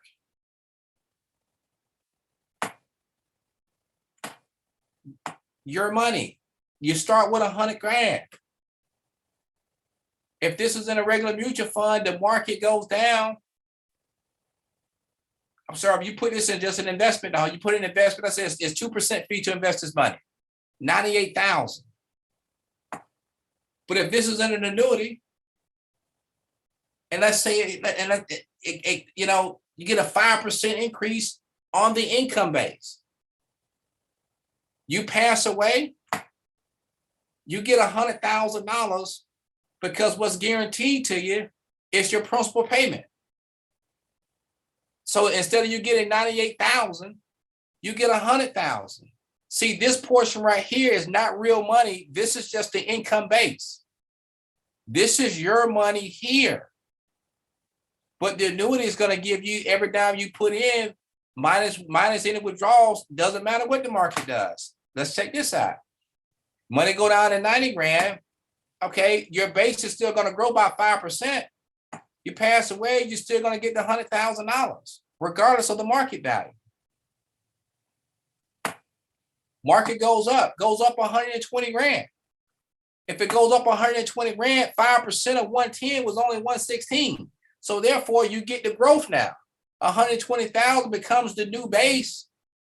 And because your value is 120, if the client dies, they get 120 now. If the client died and their account value 120, they get 120. But here's 2008. 2008 comes around, portfolio go down to 60 grand. Okay, they getting 5% of 120, which is $126,000. Person died, they get $120,000 because it was locked in. They had the enhanced death benefit. So they had the enhanced death benefit. It's locked in at the highest amount. They die now, they get $120,000. So that 2% fee is making sure the client is not dealing with this. They're dealing with this. So that 2% fee made sure this particular client had a retirement, first of all, still had a retirement and still growing their income in retirement. So, like I said, the whole now, you guess what's the cost? Well, people really want to know what's the fee the whole now. Really not going to cost you anything because you're going to have more money than what you gave me. So, annuities protect clients from the downsides of the market. Very big deal when it comes to that. Let me show you this. Let me show you this here again. Let me show you this in this way. Here we got purchase payments of $500,000. The account values, no withdrawals. Here after 7 years, value goes to $733,000. But in the next year, value goes down, the market returns a negative 33%. Why? Because it's 2008 the next year. Here we got 2008. The next year, 33%. Well, it's not a matter of when that happens. All that matters is it's not a matter if it's going to happen, is when. I mean, it's going to be corrections and there's going to be volatility. Well, the money went from 733 to 486. Now, if you got a client that's 67 years old, they ride high at 733 at 68, their value go down to 486. I mean, you're gonna have some problems. Because this person right here, they're not going back to work and their quality of life, they still want to keep eating what they're eating. Well, on this side, you got the elected death benefit. So therefore, if something happens to the client, $733,000, you got that locked in because that's where it was at its highest.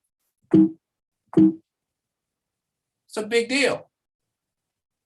Check this out, teammates.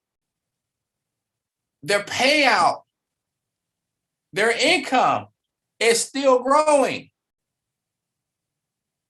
Why? Because they were not taking any withdrawals. They're not taking any withdrawals, so therefore they was impacted by the market.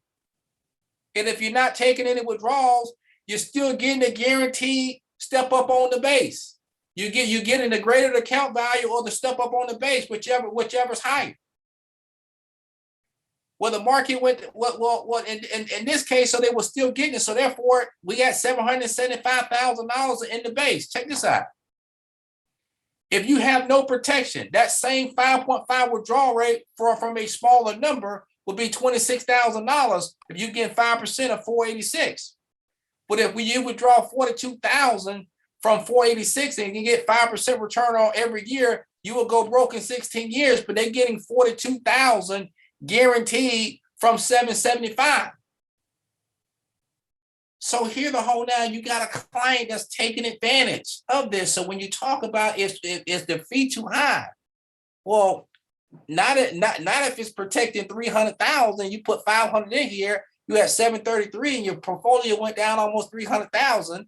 And because you paying that 2% fee, not only did your portfolio still say at 733, but your income base still went up, and now you're getting 5.5% of 775 versus getting 5% of 486. It's a big deal. Big deal. Let me finish this thing up for you. Which annuity is right? Well, which annuity company is right? All depends. Client situation, age at withdrawal, joint or single, age difference between husband and wife, how soon they must withdraw, how long they can wait until they can withdraw. But you can use your wholesalers. You're in business for yourself but not by yourself. They are the experts on their products. You are the expert on your clients and their needs. Work with them on illustrations. You will get a feel for each product's sweet spot. Eventually, you will know which one is right at the kitchen table. And that cannot be taught in a class. Okay. So just get a feel for the product, but understand when you're moving large sums of money, it becomes a big deal. Okay. Begin with the end in mind. Okay. Listen, you got these things here going on the whole nine. People got these things here going on. Listen, all of these things are going on with people the whole nine. Here's the great escape. Let me finish up with this right here. This is one of the most biggest unkept secrets, which is the in-service distribution. Okay. Begin with this in mind, teammates. So now, if the offerings in your employer plan aren't so great, put your money elsewhere. Okay. And people that are nearing retirement, they got an opportunity and they're at 59 and a half. They don't have to leave their money inside the employer plan. Here you see Rich right now, 60, doesn't plan to retire from his job as Boeing. He's a finance director. Okay, he's been there since 2014. When his youngest daughter should be finishing college, yet earlier this year, the Huntington Beach, California resident wrote nearly $1 million, a big chunk of his Boeing 401k into an additional IRA plan using a little maneuver known as in-service distribution. Employers and 401k plan administrators don't advertise this fact, but most workers 59 and a half and older, and even some younger ones, can roll over 401k funds while they're still working and contributing to the plan. This option isn't right for everyone, but in some cases, it can provide a more attractive investment choices, a better way to leave money to your kids, or even a chance. A chance that a 2008 can happen all over again. This allows workers to empty their 401k accounts once they hit 59 and a half, and they can roll all the money into an IRA without paying taxes. Or they can take cash out, pay ordinary income taxes and that are due, and spend what's left. The same goes for participants in the government and nonprofit plans, that they can do this. So teammates, if you got clients that are nearing 59 and a half or at 59 and a half, okay, This is the big deal in closing. It's highly irresponsible at that stage of the game not to have a portion of your money protected.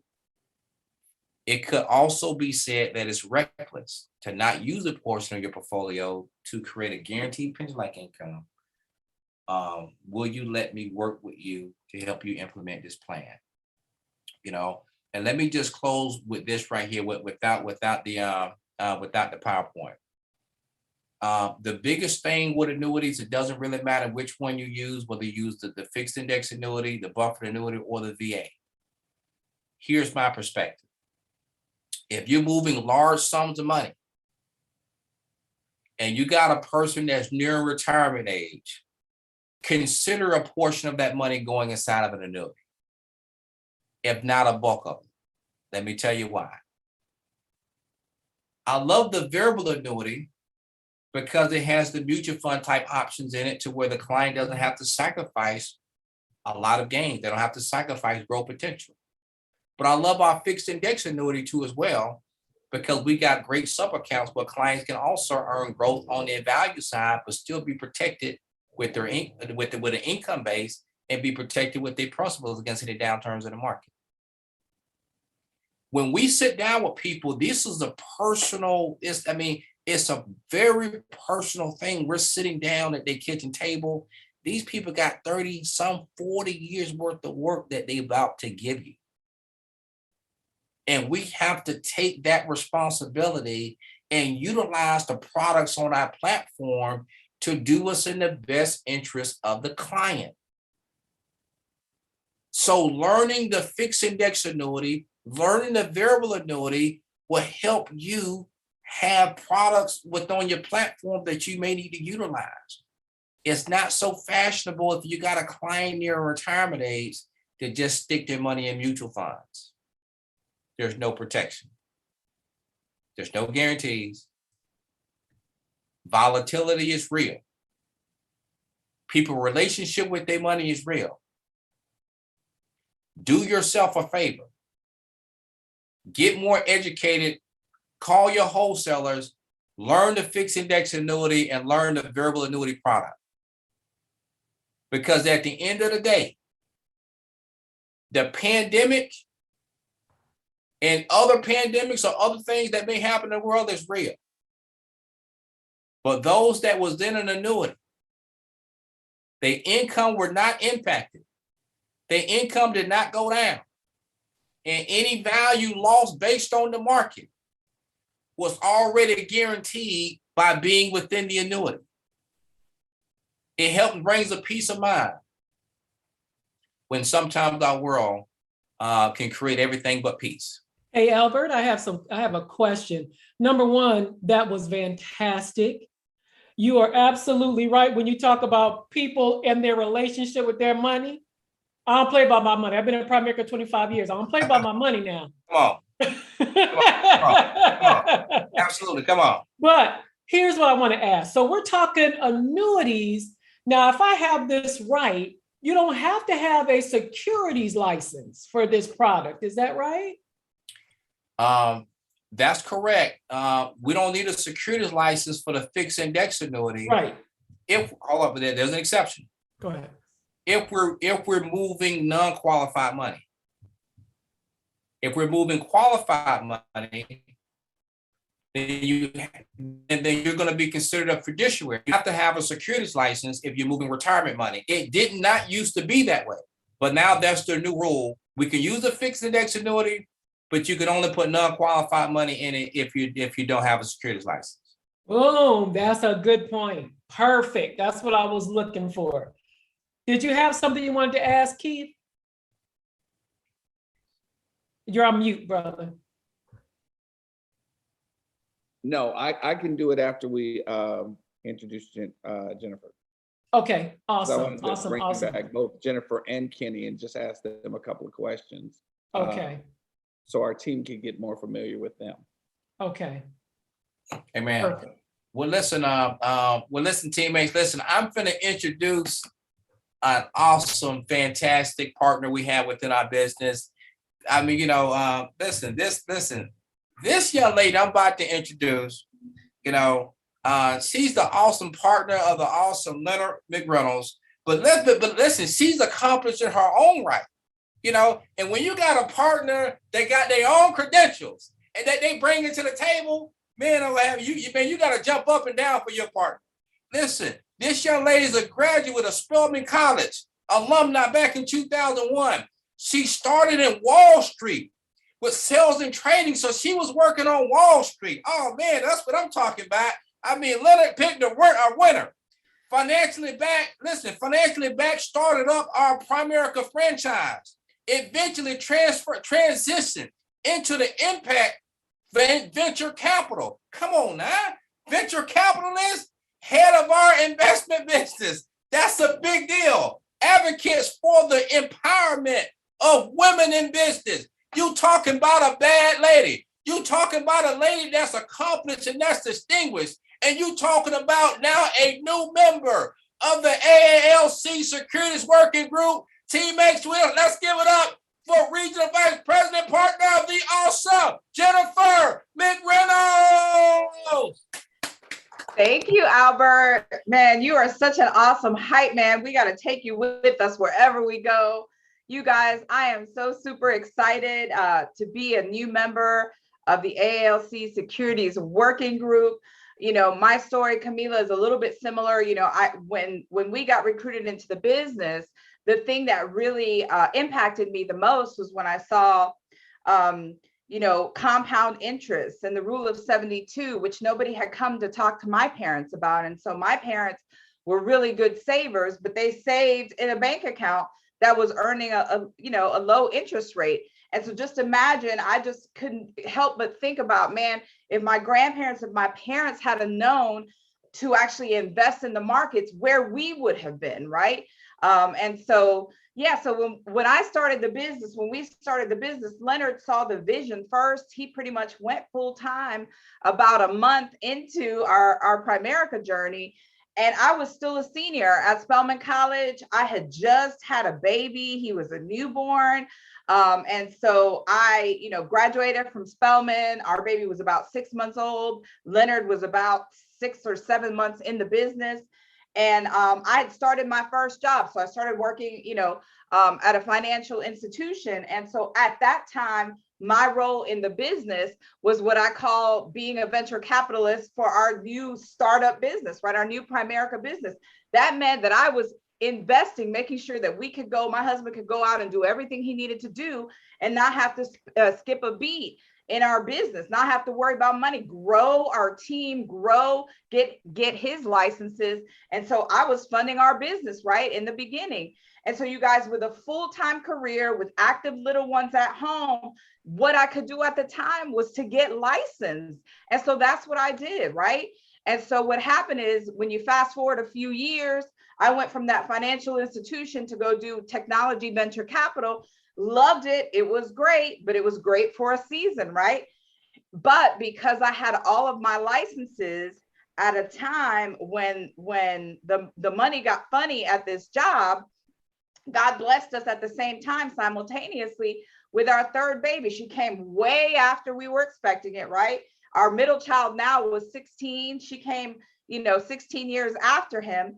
And so we were like, hey, but what that allowed us to do, because I had all of my licenses, it allowed me to transition almost seamlessly into our Primerica business.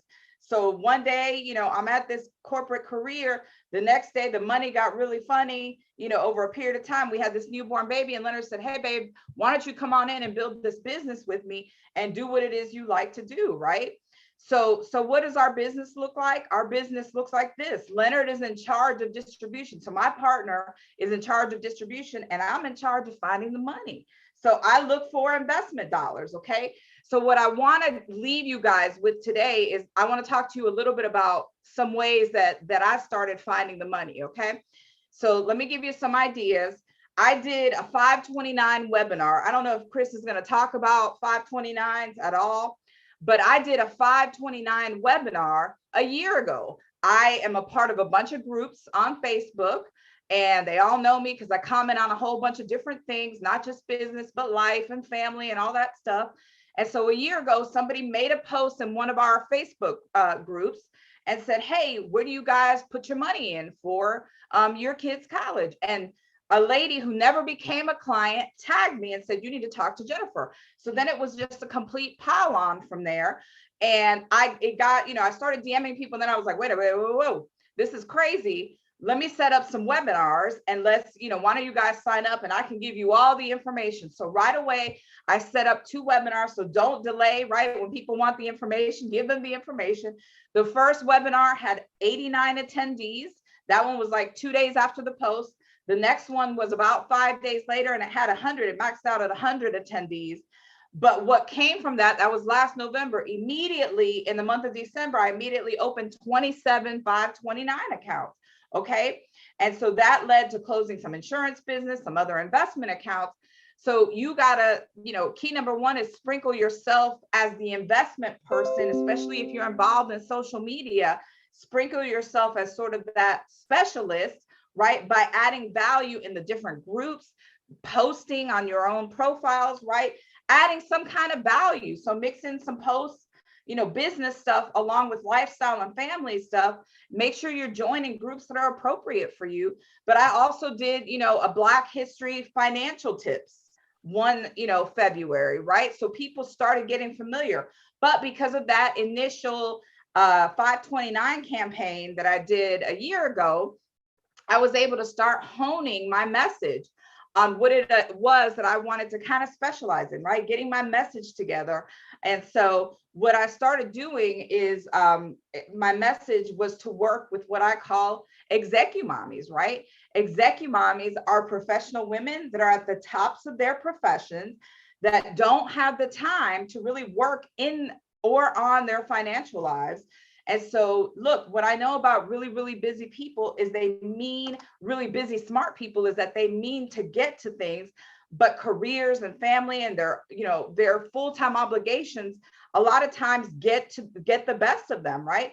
And so I work with my execumommies to let me make sure that I can take them from good to great, and then from great to amazing in their financial lives, okay? So from that, because I've honed in on that message, I have an executive who came to me a couple of months ago who makes $700,000 a year. She came with 1.5 million in investable assets and had not been working with an advisor prior to coming to me. So this is not like a spring chick. She wasn't somebody that, had just started in her career, but man, she actually said, hey, in all this time that I've been a senior professional, I haven't actually worked with anyone and I need to do something. So she came with a portfolio that was almost 100% invested in her company stock. And so what we've been doing is helping her to diversify out of that stock with a tax loss harvesting strategy. Okay, that's on our managed platform. So that's the plug for your managed accounts licenses, right? I have another client that actually attended one of my 529 webinars, those initial ones from last year. Took me a couple of months of following up with her. And so she, and the lady I was just talking about who makes 700 grand a year, she's got 200,000 right now that we're investing for. She's got 3 kids and a 529 and another 300,000 that she has earmarked that she wants to fully fund all 3 of her kids' college that we'll do in February. Okay. Then I have a federal judge who attended my 529 webinars last year. Took me a few months to get to her. She opened up 3 529 accounts with me, then said, hey, Jen, I'm not working with anyone. I used to have an advisor. He's not actually paying any attention to me, but I want to transfer my 5 investment accounts to you. And then I want you to also take over my mom and dad's 10 investment accounts. Okay. And so this is the message that I would like to leave with you guys.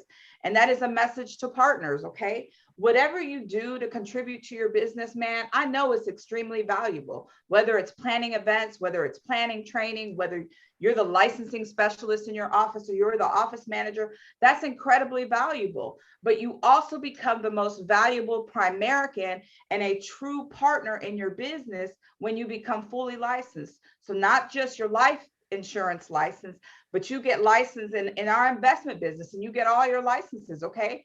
And so what I submit to you is that you need to make a commitment to become fully licensed so that you can go and add that value wherever you see, but that your business then becomes seamless between you and your partner. That's all I have.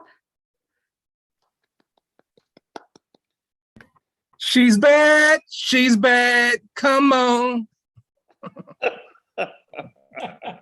Camila, I just wanted to take a minute to just kind of talk about why we're excited about adding these 3 new members. You guys heard Lynette yesterday, but with Kenny and Jennifer coming on, we're excited, but we're excited about 2022 because we have got some initiatives we're working on. And we are planning on utilizing the strengths that these individuals bring to the table.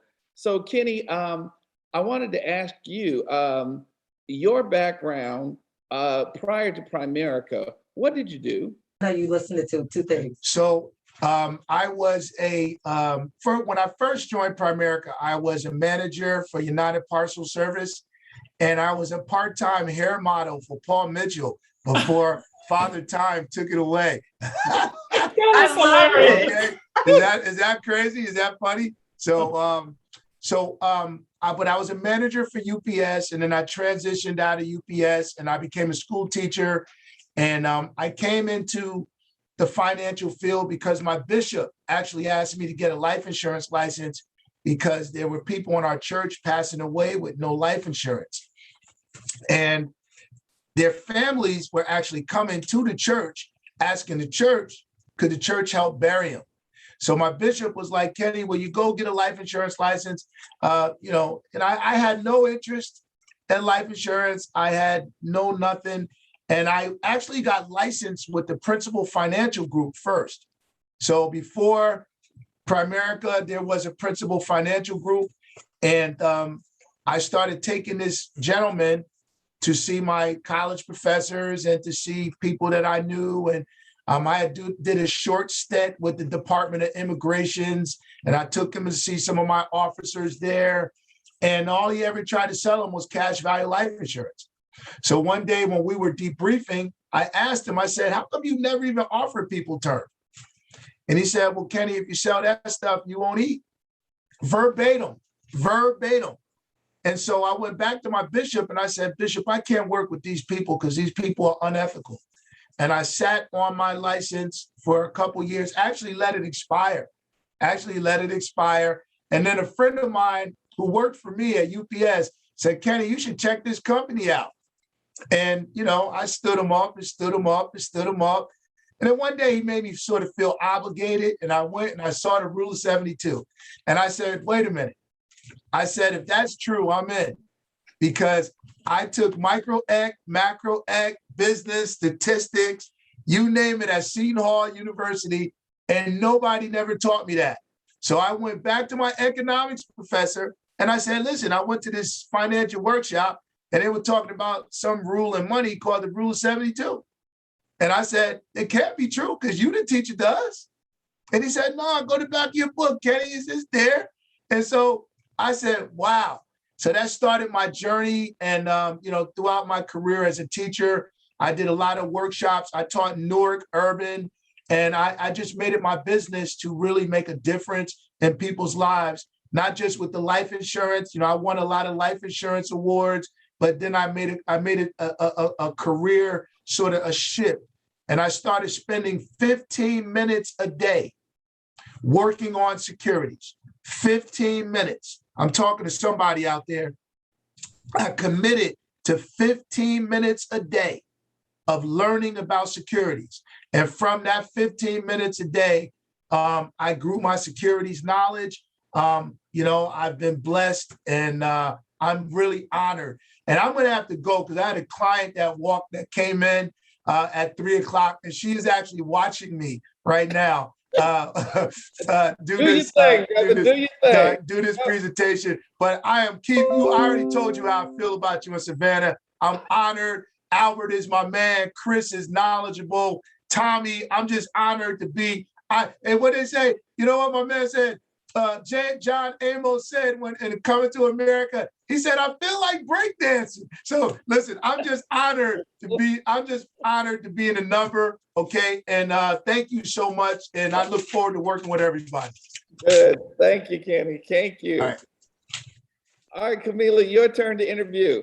Oh, well, so Jennifer, I think what I was going to ask is, so in yours and Leonard's business, when do you introduce securities to your new recruits? I think people need to understand when they can start talking to their new recruits about it.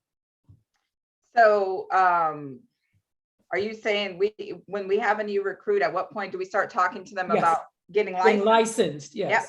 So we will start talking to them once they become a district. And so that is when we start talking to them about the SIE. I run an investment studies group that we do, and we meet every week and cover different things every week, not necessarily study topics, but to help them move through the process. And so if anybody needs any extra help, I'm available, but we do introduce it when they become districts.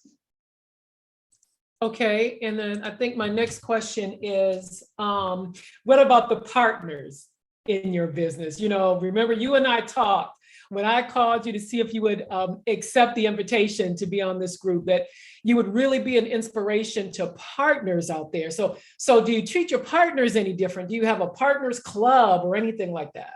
No, we don't treat them any different, but I will say, that's our goal for this next year, is to start getting our partners to become securities licensed as well, right? And so we do have a few partners that are life licensed, but moving them through to also get their securities license is actually on our vision board for next year.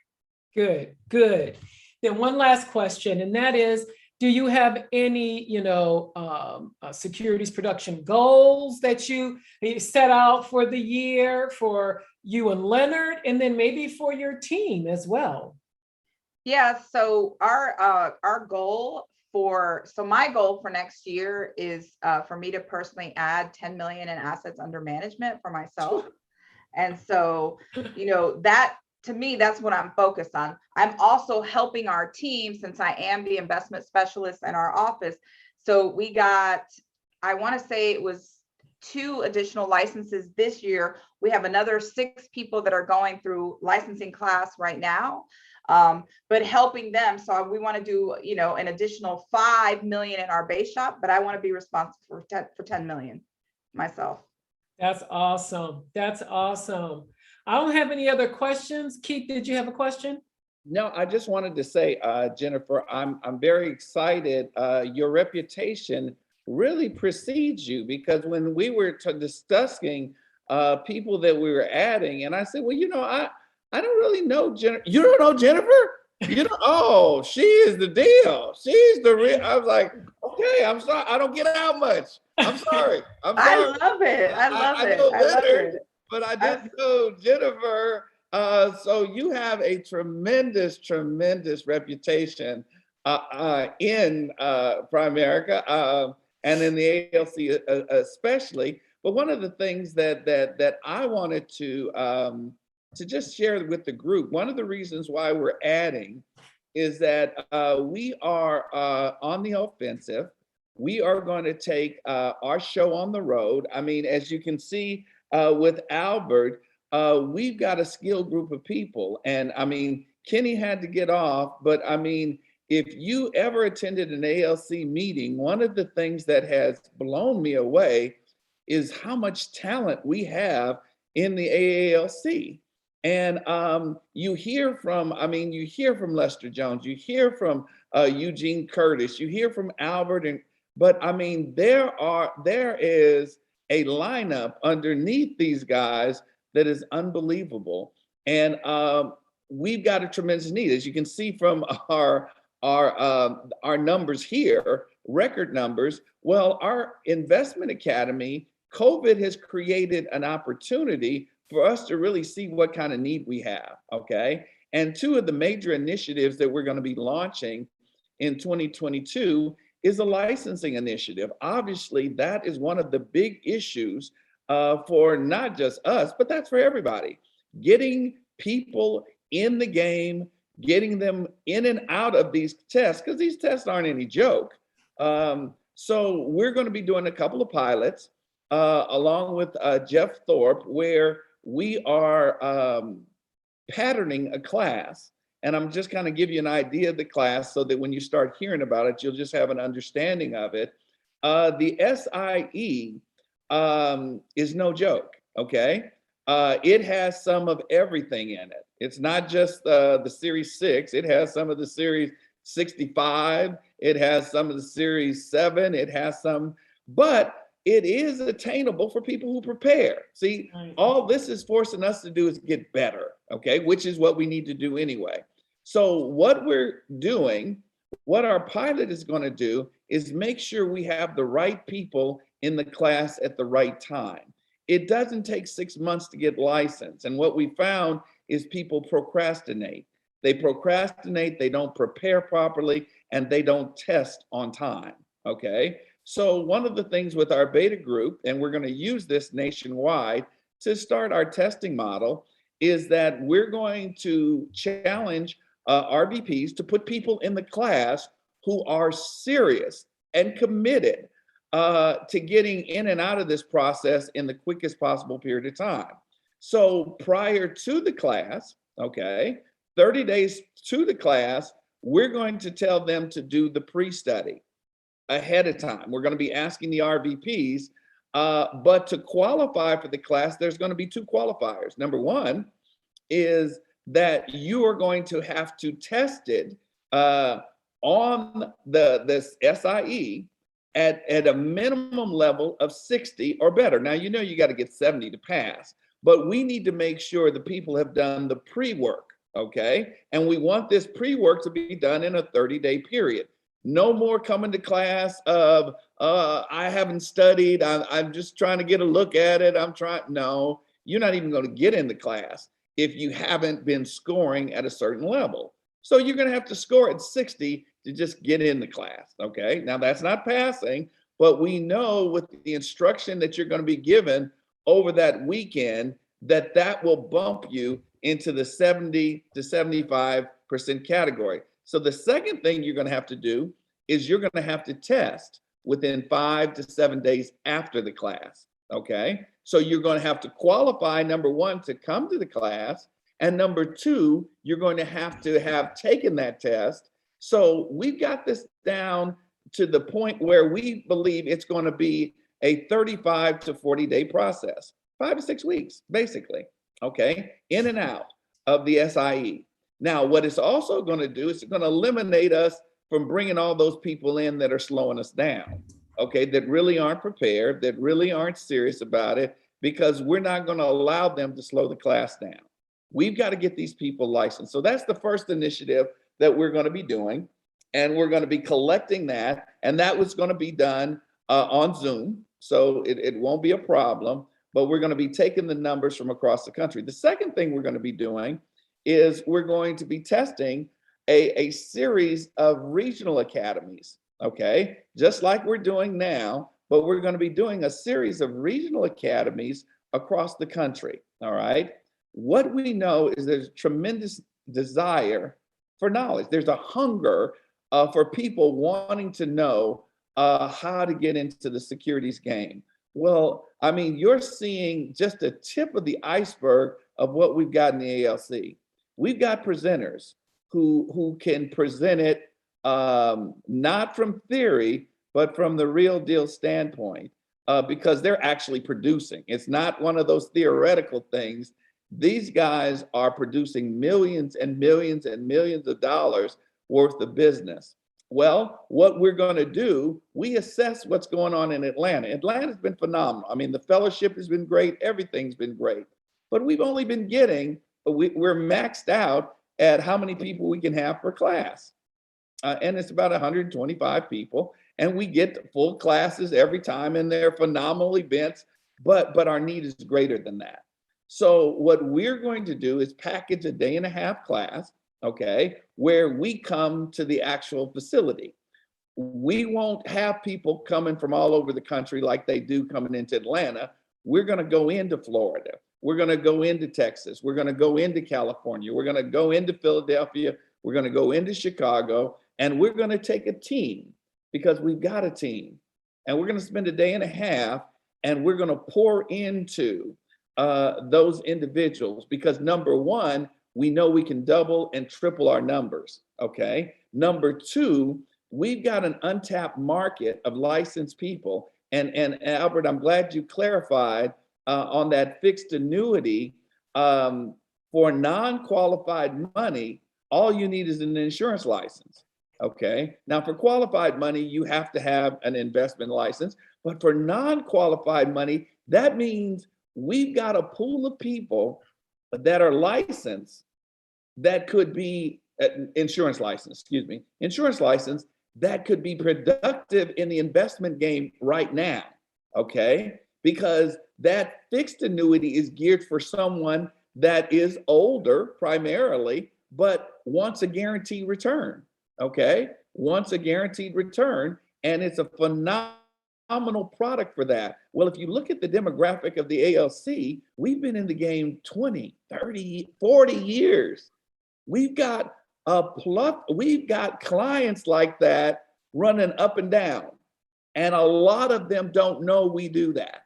Okay. We need to get in the game and make sure they know that their representative who they trusted 20 years ago with the insurance side has got these products available. And we're going to equip you guys to be able to do that while you're getting your investment license. This is not in lieu of getting your investment license.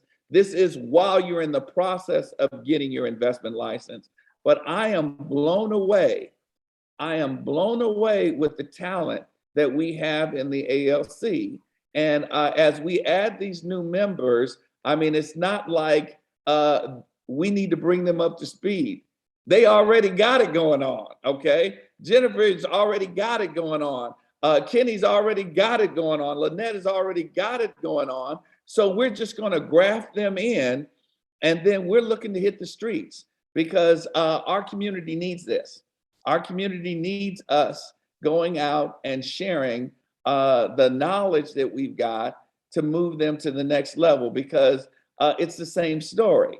Okay, Camila tells her story about her educated mom not knowing. Jennifer, you tell your story about your family. That ain't your story. That's our community story. That's everybody's story. But we got the answer for it. We're one of the few companies, and in our community, we are the only company. You hear me? We are the only company that can go in and present the programs and present the knowledge. And I'm gonna close with this.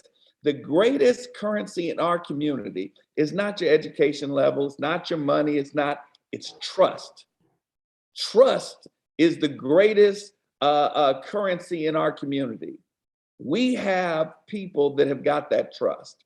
We want to equip them to go take these products into our community and speak in our language. Okay, don't speak in professional advisor language. Speak in my aunt cousin's language. Okay, and we want to be able to present that. So I am so excited, Camila. I'm just so proud of having been here. I don't know how long we've been here, but the vision that you cast when we put this together to watch this come to fruition, and as we do for our communities, we in turn get blessed, because as I was going through some of these numbers, the Lafayette Walker Award, obviously we had Chris Durham on last night, who was our most recent winner, recognizes excellence in business building. It's not just investments, but Lafayette Walker was the first person in Primerica to earn over $100,000 in investments. Okay, now we had people that were making $100,000 even back then, but investments, that was unique. And I was there when they announced that. And again, I'm new, but I'm trying to figure out, what are they talking about? I thought there was a bunch of people making 100,000. They said, no, this is 100,000 on just investments. I said, oh, so on just investments, he made 100,000? They said, yes. And they introduced him. And I can't tell you the pride that went through me when I was like, oh, he's Black. I said, oh my goodness, we got a Black guy doing that. I said, and he got the same last name as Lawrence. And I told Lawrence, I said, Lawrence, and Lawrence said, that's my dad, Keith. I said, oh, my bad. That's your dad? Okay, wow. This is really a family business. But as I scrolled through the numbers, Camila, I looked at the number of people that you don't even see that have made over 100. Albert alluded to it. We've got probably 25, 30 people that have made over 100,000 in just investments working in our community. So yes, they're getting rewarded, but our community is getting far, in a way, more rewarded than what they're getting. So this is an exciting time. It's an exciting time, and I'm excited and looking forward to working with our new members. But I'm proud of our old members, and Albert and Tommy and you guys don't see TK, Nicole. We've got a phenomenal group of men and women that are working to bring this to our community, and the best is yet to come. So, thank you. Kick it back to Albert, and he'll bring up the next speaker.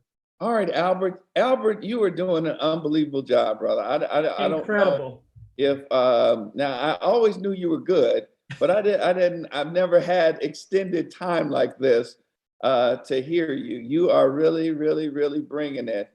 And again, I think we're gonna move Florida up on the list, because we'll let you take Florida and or really bring it home. But go on and take it back over, Albert, and can thank you for a great day and a half. Amen. Thank you so much, Keith. I want to teammates. I want to give it up for our chair, the awesome Camila Cutliff, and our co-chair, the awesome Keith Chappelle, for spearheading this group, calling the AALC Securities Working Group meetings, and really making all of this happen for all of us. So when you get a chance, please thank those two. They really make this thing happen in a major way. Thank you, guys. Last night, Chris Durham closed the show.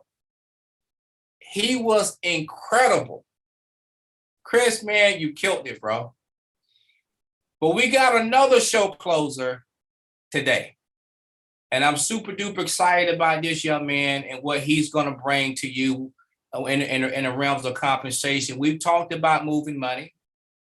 We've talked about products that you can move money into, the fixed index annuity, the buffered annuity, and the variable annuity. But this young man is finna put the icing on the cake. Listen, joined this business in 2008. Previously a mechanical engineer from ExxonMobil. His upline is the awesome SNSD, the great Tanya Poe. He was promoted to RVP in March of 2015. When he went, he was a number one regional leader in the country. Power Builder ring earner in July 2015, became an AALC council member, making $200,000 in November 16, got ownership in August of 2018, then got the fourth diamond in August of 2020, got the fifth diamond in February of this year. Over $30 million of assets under management. Man, you talking about a closer? This guy got over 30 million. Y'all give it up for the awesome Chris. We just need us some music. God dang it. Albert, you did an amazing job, man. I'm just excited to, kind of close us out. And, I always get excited when I go over this information, guys. Just because this information is so powerful that everybody was able to bring to the table today and yesterday. And this is just the beginning, right? This is just meant to be a teaser of what you guys can really do in you guys' business and your life when it comes to securities business, right? It's just, you guys, like I said yesterday, you can't overlook this stuff, And what I guess we were going to talk about today is I know we talked about a lot of the products, we talked about the opportunity, right? So I'm going to kind of touch on a little bit from a marketing standpoint, because I think that that's the biggest thing when it comes to securities, right? is that, okay, I got my license now, what do I do, right? And I think the only way that you can really learn the business is once you understand the compensation side. You got to go on appointments, right? And it's just like when it comes to life insurance. Right. When you're going on those training appointments, right, we tell our recruits just to pick up the statements, right? I'm sorry, to pick up the policy, bring it back to us, let us review it. It's the same thing when it comes to investments, right? You won't get great at investments until you really start to pick up policies and go on appointments and ask the questions and go back to the wholesalers and go back to your base shop. Guys, you got to get involved, but you guys cannot be afraid of doing the investment game or investment business because, I may feel like I may mess up. Guys, you're not going to mess up. You know what I'm saying? Right. We don't really have a bad fund in our lineup. If you stick with the basics that Albert was talking about, if you're using a Legg Mason or Franklin Templeton or Investco or Fidelity, guys, there's so many great funds that you can utilize for people and they'll have great success. So today I'm going to go over a little bit of marketing, but the main part is compensation, right? Because I want you guys to understand the power of this income. And we let's see, how can I start? We're gonna go here. Boom, boom, boom. And okay, cool. We'll go here. All right. So just like kind of what am I doing now, right? So for me, guys, people like, you're a securities producer, right? I mean, yes, I do securities, but I'm really about building a business, right? My whole thing is about building a company within a company, building it from both sides, right? And for me, guys, when I'm getting money or getting rollovers, this year I'll do about $10 million of personal AUM. And I'm going to be honest with you guys, pretty much all of the 10 million have came from field training appointments. All the 10 million or they came from field training appointment referrals. Right? That's how the 10 million came. It's not because I prospect, right? Again, I don't, this is me personally. I'm not saying that this is the right thing to do, right? But I don't prospect. I don't talk to strangers. I don't go to the malls. I don't do that, right? Again, not saying it's not that you can't do that type of way, but I'm just saying if you start to build your business naturally, again, it takes a little bit more time. Right. But if you start to build that business and focus on value that you bring through your recruits as you build your clientele and start to develop relationships, guys, the game is over with. Right. So, guys, for me, when I'm when I'm getting a new recruit into the business, right, my first thing is that I want to make sure that my new recruit has a full financial plan, right? Not just insurance. Okay, because now I want to get them in a mindset of what we're going to do across the kitchen table, right? So yes, they're going to have life insurance, of course, but they're also going to have those 3 fundamental accounts, right? They're going to have their emergency fund. They're going to have their short-term account. They're going to have their wealth building account with a Roth IRA. They got to have that, right? And in that first initial appointment, right, with my new recruits, every single one, right? Even if I didn't personally recruit them, if they're inside my base shop, again, they're going to meet with me. Right. So I'm asking them, hey, look, do you have any money from a previous employer? Right, guys, because we can roll over that money. They shouldn't have it with an old employer. OK, they got to roll that money over into a personal IRA that we can control. Right. I'm making sure once they get life license that they're setting up their MAP account. Right, guys, to me, it's I really care about my recruits. It's not just about the business and them getting promoted. It's about their personal lives. Right. If they decide something happens, they decide to leave Primary, because I want them to know that they have a financial plan put together. I want them to know that they were doing the right thing. And that's what was so important to me. Guys, I was part-time in this business. I might losing my voice. I'm kind of sick. So sorry, guys. Raspy. Right. But I started this business part-time for 5 years. But when I was working, I mapped almost 100% of my income. So that's why I was able to quit my 6-figure job as an engineer, because I was doing every single thing. So I appreciate my mentor so much by him taking me through a personal wealth plan for me. So now I had a mindset, well, of course, if I'm going on to KT, I'm not just going to do insurance. Even though I wasn't investment licensed, I was still making sure I was getting an investment commitment. I was still making sure my mentor make sure they went back and got their investments done. See, guys, my new recruits, when they set an appointment, they don't just set the appointment based on insurance, right? They understand, hey, well, my advisor, he did my 401k, he's probably going to do yours, right? So they are that conversation is always being made from day one, right? And I let them start to build AUM, right, as they're in field training, okay? And that's huge. So these are some of the things that we got to do on a fast start. Of course, we do our top 25 name list, but you got to make sure that you're doing an over 50 name list. People over 50, we miss that market, right? Because we want to stay in 25 to 55, which is cool. But so guys, from an investment side, the people over 50 years old have the money, right? They have the money over 50 years old, right? Because they've been working 20 years, 25 years, 30 yees, right? So guys, it's so important to get that list. Don't look over that. Right. And I'm so glad what Jennifer was talking about earlier, right? She talked about, right, I mean, I don't think everybody caught what you said, Jennifer, right? They only heard you doing the 529 workshops for clients. You got referral, but see, they did, I think they missed the work that you did. But see, you talked about that you were being active in, hold on. Who is it? Somebody's knocking on my door. Hold on. Like, this is scary. I don't know who, hold on.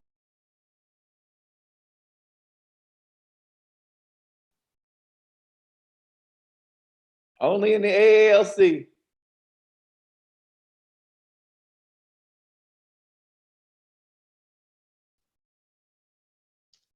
I will say while Chris is coming back is that, yes, I did the work to start creating a name for myself in some of the groups that I'm already part of, right? And so I joined a bunch of groups on Facebook, mommy groups, professional women groups, all kinds of different groups. And I would just start posting just so people would get a familiarity with me, not just business related, but just in regular life stuff, talking about my husband sometimes so people could find something relatable about, oh yeah, he left his dirty socks somewhere, right? But real life stuff so that when it came to the business stuff, they would say, oh, that's the lady that says funny stuff about her family, but she's also a specialist here. Hold on 1 second, baby. Okay, I'm back. Did I miss something? I was talking about the work I did, Chris. Yeah, I mean, it's so important because like you being engaged in those groups, you commented on people, like that's how you're able to bring value. And see, that's the daily work that people have to do in order to start getting more referrals, in order to start to get more involved. That's all I do, right? So guys, don't miss on that part, right? And doing the seminars, right? I'm a seminar fanatic, okay? If you want to build your securities business, you have to do seminars. Right? Don't wait on your RVP to tell him to host a seminar, right? You got to host a seminar, right? When I got licensed as a district leader, I was hosting my own investment seminars as a district, right? But again, I didn't know everything. So I called my wholesalers and said, hey, look, I want to do a Social Security workshop, right? So my wholesaler did the Social Security workshop. I got all my clients together. I closed it, right? I talked about the 3 fundamental accounts. But see, again, you don't have to do all the work. But guys, don't wait for anybody else to get this part of your business moving. You got to do that, right? I mean, so Social Security workshops, right? Preparing for retirement presentations, right? I mean, one of my favorite markets is working with self-employed individuals. So when I'm going through my new Recruit Fast Start, I'm getting, okay, who do you know that's self-employed, right? Who's your barber? Right? Who's your hairstylist? Who does your nail? I want to know all those people. Why? Because they need what we do. All right. I remember when I moved to LA, every week I used to go get my hair cut by a different barber. Why? Because I was building a market, building relationships. Right? Your CPAs, right? Guys, it's tax time that's coming through. Right? Think about this. If you have 20 clients, more than likely all 20 clients has a separate person that does their taxes. So that's 20 new referrals. Guys, people say, man, I don't have any appointments this week. How don't you have appointments every day? Right? If I don't have an appointment, it's because I chose to not have an appointment, not because I couldn't get one. Right? And why? Because there's so many different avenues for you to build. Right? Again, the housing market is booming. Right? If your clientele owns a home, ask them, okay, well, who is your realtor? Okay, great. Hey, I need a partner with a realtor in the area. Right? Then I'm calling that realtor. I'm setting up an appointment, right? I'm letting them know that, hey, look, I'm a financial advisor in the area. I want to help you grow your business. I need to help grow mine, right? So I want to make sure I can refer people to you, right? To help you sell more homes. But again, if they're selling homes, they need a financial plan, right? Probate attorneys, estate planners, guys, every single market has a niche. Jennifer, I guess you said something else. You said executive working moms, I guess was a niche. Execu mommies. Execu mommies, right? So I mean, guys, that's the whole niche that you can build a $1 million business just off that, right? I built a lot of AUM this year just on realtors. None of them have a financial plan. None of them have retirement accounts, right, guys? So you guys got to start to think outside the box, because you got to not only be a financial advisor, unfortunately, in this business, right? Learn about money. You got to understand marketing. I don't think we talk about that a lot, but you got to understand how to move people, how to market yourself, how to get your name out there. And social media is so powerful. I know you got to be careful on what you say on social media, right? Okay, don't get in trouble by the Primerica police on social media, okay? But there's a lot of good things that you can do, okay? But see, I do that all on a fast start. So see, my fast start is probably a little bit longer, only because I need to build a real list. Because I know if my people have 100+ people on a list, they're not quitting. We got too many opportunities, right? What else? Okay, and on my KT, I want to make sure that we're developing relationships. We're getting more referrals. I'm using the beneficiary contact system. Guys, I'm doing all of that, okay? I'm using the CRM, right? That's one of the biggest things. I can't share my screen because I can't show privately. Guys, but if you're not using your CRM, right, on that birthday list, I know for me, in the month of November, I have over 50 people that have birthdays in November. Every single one of them get a phone call. Every single one of them gets a new review. Every single one of them gets a follow-up. Why? They need to hear my voice, right? Again, you can't stop. You got to stop running your business as one-night stands, right? Right? It's about having a relationship. But most of the time, if you're only doing insurance, we see them one time and hardly ever talk to them ever again. But see, when you start to build that stuff, those referrals start to keep moving, right? So, I mean, I do a ton of employer presentations, right? So when I'm getting a life sale and ask, hey, who's your employer? Boom, well, great. When can I come and do an employee lunch and learn? Well, I mean, again, I don't go in, right now, I guess the world is opening up, right? So we can go back to doing in-person meetings, right? So I was doing a lot of in-person meetings before the pandemic to all my clients' employers. I would provide lunch, do a presentation about 30, 45 minutes, a basic presentation about investing in 3 fundamental accounts, how insurance works, those type things. And boom, we're getting clients. You can do that on Zoom, right? You can send food from the job, make sure that, and you can be at home on the Zoom webinar, and you can do a full lunch and learn for dentist office, for small boutique firms, for companies that are small, that don't have a lot of clients, a lot of employees, right? You guys can infiltrate that. That's a list that you got to have. I have like all these topics, guys. I have an Excel file with each one of these things listed. Hey, this is my employer workshop list. Hey, this is my 529 list. Hey, this is my self-employed list. And I'm having a marketing strategy for each one. Right? I do a ton of family and friends workshops.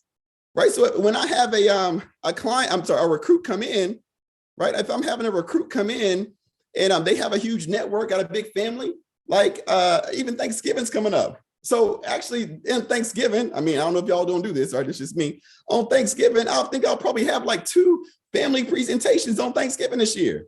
Because I told my recruits that, look, if you're going to be with your family, you need, hey, look, I don't mind, right? We gonna have a presentation at Thanksgiving, right? Put me on a big screen, right? Let's have a family and friends workshop. Let's have a Thanksgiving for financial freedom workshop. Let's do that, right?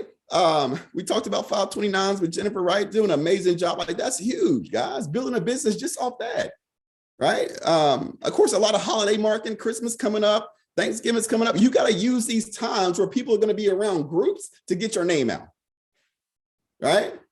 Tracking clients' 401ks, right? Right now, I'm doing a client revisitation, and I'm going through my clients because I keep a track of their 401ks. And when my client reaches 59 and a half, well, I got 2 clients now. They have over $1 million. They just turned 59 and a half. Well, dang it. Albert just talked about that we're doing an in-service distribution, right? We got to put insurance on some of that money. But see, if you're not tracking that, you don't think that's your money. But see, I'm tracking that because I know, look, I can't get paid off that money now. However, when it comes down, look, I'm following it. I'm getting the money. right? God, are you that detailed when it comes to your business? See, this is the work, right? You got to talk to your clients frequently, right? So you want to be able to once you have a good book of business, you want to organize your business in A, B, C, and D clients. And each one of those get a different type of service, right? Because more than likely, your A clients, right, they have more AUM, right? They have their family, they're married, right? They probably have more people like them that they can refer you to. So you probably want to talk to them a little bit more. Instead of give them an annual review, you may give them a quarterly review. Guys, these things are so important in order to market your business. Okay, so these are the things that you have to do, guys. It's so important. So I just kind of wanted to cover that on marketing a little bit. So, but the main thing today where we were going to close is really about compensation. Okay, so let's go to compensation real quick. Compensation is one of my favorite things. If y'all know me, right? People always ask, right? How do we get paid, right? Shoes, we get paid what? Like a boss. You know what I'm saying? When you start doing investments, right? And people say there's no money in investments, right? You get paid like a boss. And when it comes to investment income, right? People sleep on that, right? We get paid like a boss. So think about this, guys. In investments, we get paid 4 separate ways. Okay. Number one, from compensation from lump sums. That's money that's just coming in a lump sum. Boom, we're getting paid on that. Number 2, from PACs. Okay, so when we're setting up those packs, that $100 pack, that $250 pack, that $300 pack every single month, boom, we're getting paid on that, right? Now, number 3 is 12B1 fees. Okay, and number 4, advisory fees. That's what the managed account 65 license, guys. Got to get that license. Got to get it. Right? I know it's a little tough, but just go ahead and knock it out. Right? You'll attract more money. Your mindset will be blown. Right? So let's work right through it. So compensation on lump sum. This is how it works. Guys, so commissions equals investment amount times what you call the dealer reallowance, okay, times the promotional level of your contract. That's the equation. So commissions equal the investment amount times the dealer reallowance times your promotional level contract, okay? So let's look at this. So your dealer reallowance is, again, what the companies pay Primerica, right? It's a sales charge. What they pay Primerica is a form of a fee, okay? So these have break points. Okay, so this is Investco. Again, I'm assuming non-bond funds. So from 0 to 50,000, right? The sales charge or dealer reallowance is 5%. Right? From 50 to 100, it's around 4. 100 to 253, right? 250 to 500 is 2.5. 500 to a million, 1.7. $1 million plus a 1%. Then annuities, most of the time straight down, right? Is about 5%. Okay, it does change as clients get older. Like I think on a Lincoln variable annuity or a fixed annuity product, if they're over like 75 or something, I think the commission may be a little bit lower, but normally around 5%. Okay. And then we'll talk about this later, but when you guys see that 500,000 to $1 million, once you start rolling over that bigger money, you see how the dealer reallowance goes down, which affects our compensation. Right. That's why it's so important to have a Series 65 license. When you get to start rolling consistently $500 to $1 million plus dealing with clients with a lot of money, guys, that 65 license is so important. Okay. So let's look at this. Let's look at an example. Okay. So let's say that we have $100,000 invested, right? We do it in a mutual fund portfolio. Let's say the dealer reallowance is 3%. Okay. So you do what? The dollar amount, 100,000 times 3 equals $3,000. So that's what Fidelity, Investco, Franklin Templeton pays Primerica for us sending them money, right? So they pay Primerica $3,000 from the fund company, okay? So from a variable annuity, same way, so $100,000, remember that dealer reallowance is 5%. So 5% of 100, boom, $5,000. So PFSI, that's Primerica, right? Gets paid $5,000 from the annuity company. So now that Primerica has money, now Primerica has to pay whom? They have to pay us, right? We did the work. We stayed up late. We got the client, right? We took him out to dinner. We did everything, right? They got to pay us. So this is how it happens. Now you got the $100,000 investment plus the $3,000 dealer reallowance or $5,000 with an annuity. And these are your contracts. So guys, if you're new here, your life insurance contract percentage is totally different than investments, right? As a rep contract on life insurance is 25%. but a rep contract in investments is 30%, right? So a senior rep is 32.5, a district contract is 35, division is 37.5, regional leader is 42.5, and RVP is 62%. Okay, so that means if I do $100,000 investment and I'm a district leader, upfront commission, again, we get paid on Tuesdays and Fridays in investments. Tuesdays and Fridays is the investment cycle, right? So upfront income, right? Upfront income on a district leader, 100,000, that's an extra $1,000 non-charge backable. Upfront, guys. Right? I mean, Jennifer, people sleep on that. Like that's $1,000 upfront. That's real money. That's real money.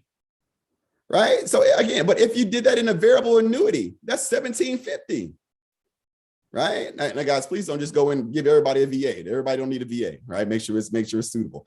Okay. Right. Well, I'll put everybody in the annuity, right? I know, I talk to Lester all the time. I say, Lester, I got a big trade coming. He's, just put it in annuity, Chris. And we're literally joking. We're not being serious, right? But you know what I'm saying? But you got to make sure you're doing the right thing for the client, right? But see, that's $1,700 on one trade.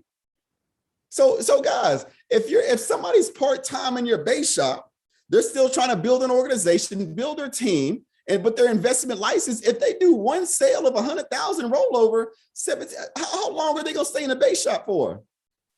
Right? See, Primerica is about longevity. See, if you don't quit, Primerica works. But if you quit, Primerica don't work. So we got to make sure our agents, right, have more and more money coming in. But if they have that investment license as a district leader, $1,700 on a 45-minute appointment, you did their life insurance, you made $500. You do their rollover, make $1,750, right? So on one appointment, you're making $2,200. What other part-time opportunity can do that? When people say, Chris, you doing that Primerica thing? Absolutely, I'm doing it. Tell me another business that you can get paid like that, right? Think about it as a regional vice president, because those are the only two contracts that matter to me. Right? District contract and RVP, because everything else is built on that. But an RVP on 100,000, guys, that's 3,100. See, it blows my mind. See, us as RVPs, right? If you're an RVP out there, there's no reason why you can't make six figures. Why? You can just recruit 10 people a month. You can do $10,000 in premium through your team and do $100,000 in investments. You're making $120,000 a year. Come on, guys. Right, getting the ring is cakewalk, right? I mean, you may even have to recruit the 10 people, do 10,000 in premium because you'll get the bonus as an RVP, 10% bonus, right? Plus do $100,000 in investment, boom, that's $120,000 a year of income. We're gonna go through it, right, guys? This stuff is so important, right? So let's look at this, right? Let's look at if we show our fixed annuity product, right, to 5 people, 59 and a half. Maybe they want some insurance on their investment account, right? That's how I do it, right? And let's say we do this. If we do a $250,000 rollover, right, on a part-time rep, on $250,000 gets paid $3,750 up front. That's ridiculous on one web.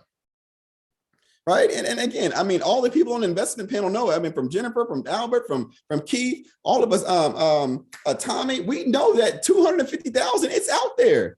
These are not like unicorn accounts, right? Guys, if you actually go out there and get in the business and recruit and train people and right, finding an account 250, oh, that's cakewalk. Right?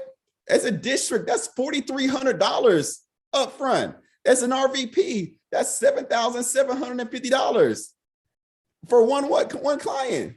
Come on, God, so that's why I'm like, I'm so passionate about this, Jennifer, right? Because like, if I can get somebody to RVP to believe in a dream, to see it like I see it, to feel it like I feel it, to help them build a base shop of and recruit, train, and develop people, but have that investments, an extra $7,000. Are you serious?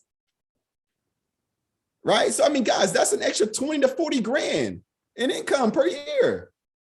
And again, as that money grows, you also get paid what? More. We'll talk about that. Let's go here. Think about this I guess I'm ahead of myself. As a vice president, you personally do one $250,000 rollover. You're going to make $7,750. Now, let's say that you're overriding 5 districts. Like, guys, my main mindset this month, I got 3 people in investment license this month. I'm probably going to have At least 4 more people by the end of the year get fully investment licensed. Okay. But if you got 5 district leaders, right, and they each do $150,000 in investments, only 5 people, yes, we can do this. All right. That equals another $10,000 in override income. Plus, we do have bonuses and securities. If y'all didn't know, we do have bonuses and securities. Get another bonus of what, 1,200, right? So think about this. So just on the investment side, that's an extra 19 grand. Do y'all see why distribution is so important? That's an extra $19,000 if you just teach people to do 150. He was like, Chris, man, I don't know if the money's out there, guys. Right? Because of the pandemic and so many people lost jobs, so many people changed jobs. See, there's more money out there now to roll over that's in stagnant accounts from old employer than any time before. Because so many people changed jobs, right? So the money is there. We just got to go talk about and go get an extra 19 grand. You ain't even wrote a life sale yet, right? Right? Compensation too on PACs, right? Right. So compensation on PACs works the same as compensation in lump sum, except you get paid what? Every month. Right. So I was speaking to a guy that worked at T-Mobile, right? Because I was getting me a new iPad Pro, right? And I worked at T-Mobile, and he said, "Oh, so you do Primerica? Is gonna put Primerica on my little application or whatever." Oh, yeah, and I heard about Primerica. He was kind of talking down negative, like like Primerica. He didn't understand, right? But I was like, "So why don't you like Primerica?" He said, "Well, nobody makes money like that." I said, "Well, has anybody explained compensation to you?" He said, "Well, I heard you can, not really, right? But I heard, you just don't make a lot." And I said, "Well, think about it like this." I said, "What if the T-Mobile compensation was changed? What if every single time that you open up a new cell phone account," because he said he probably opens up at least 20 to 25 new cell phone accounts a week. What if T-Mobile, based on that client's bill, they're going to give you a percentage, right, of compensation based on your client bill every single month? How much more money would you make? He said, "Chris, that would be ridiculous. If I get like 10% commission on all my clients' bills, not just sit on the account, that'll be over with." So that's why investments is so important, guys.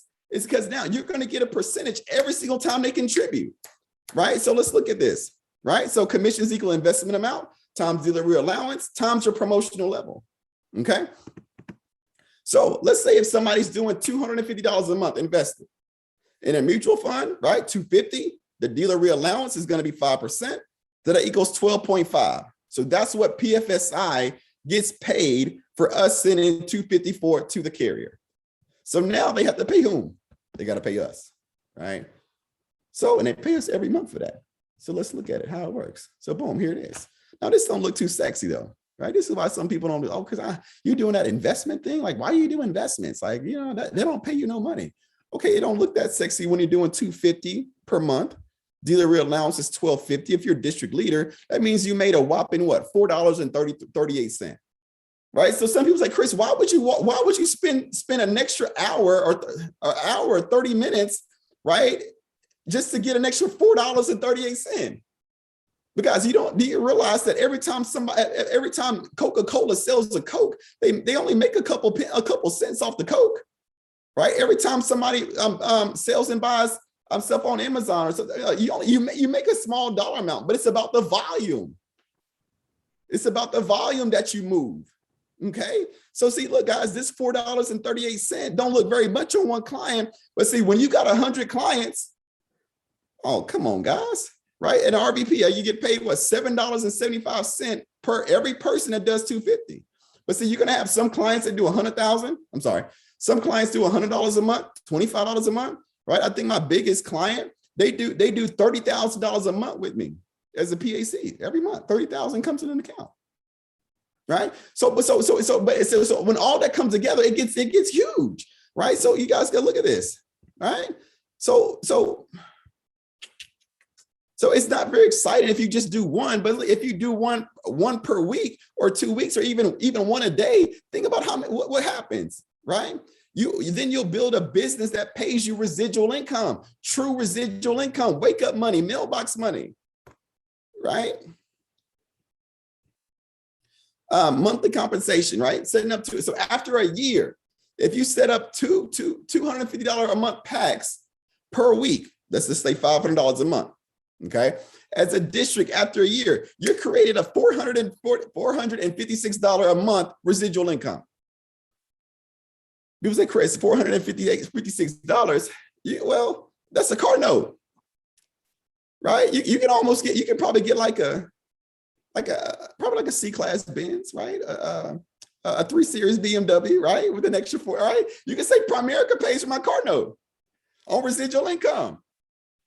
You know what I'm saying? Like, I mean, that may be some of y'all cell phone bill. Like, I mean, cell phone bills are just as much as a car note nowadays. You know what I'm saying? Like, this is ridiculous, right? They need to change something, right? As a regional leader, right? As a regional leader, right?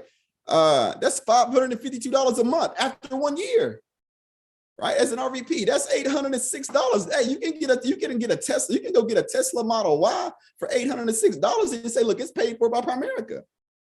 Right, 806. I just got to do PACs, right?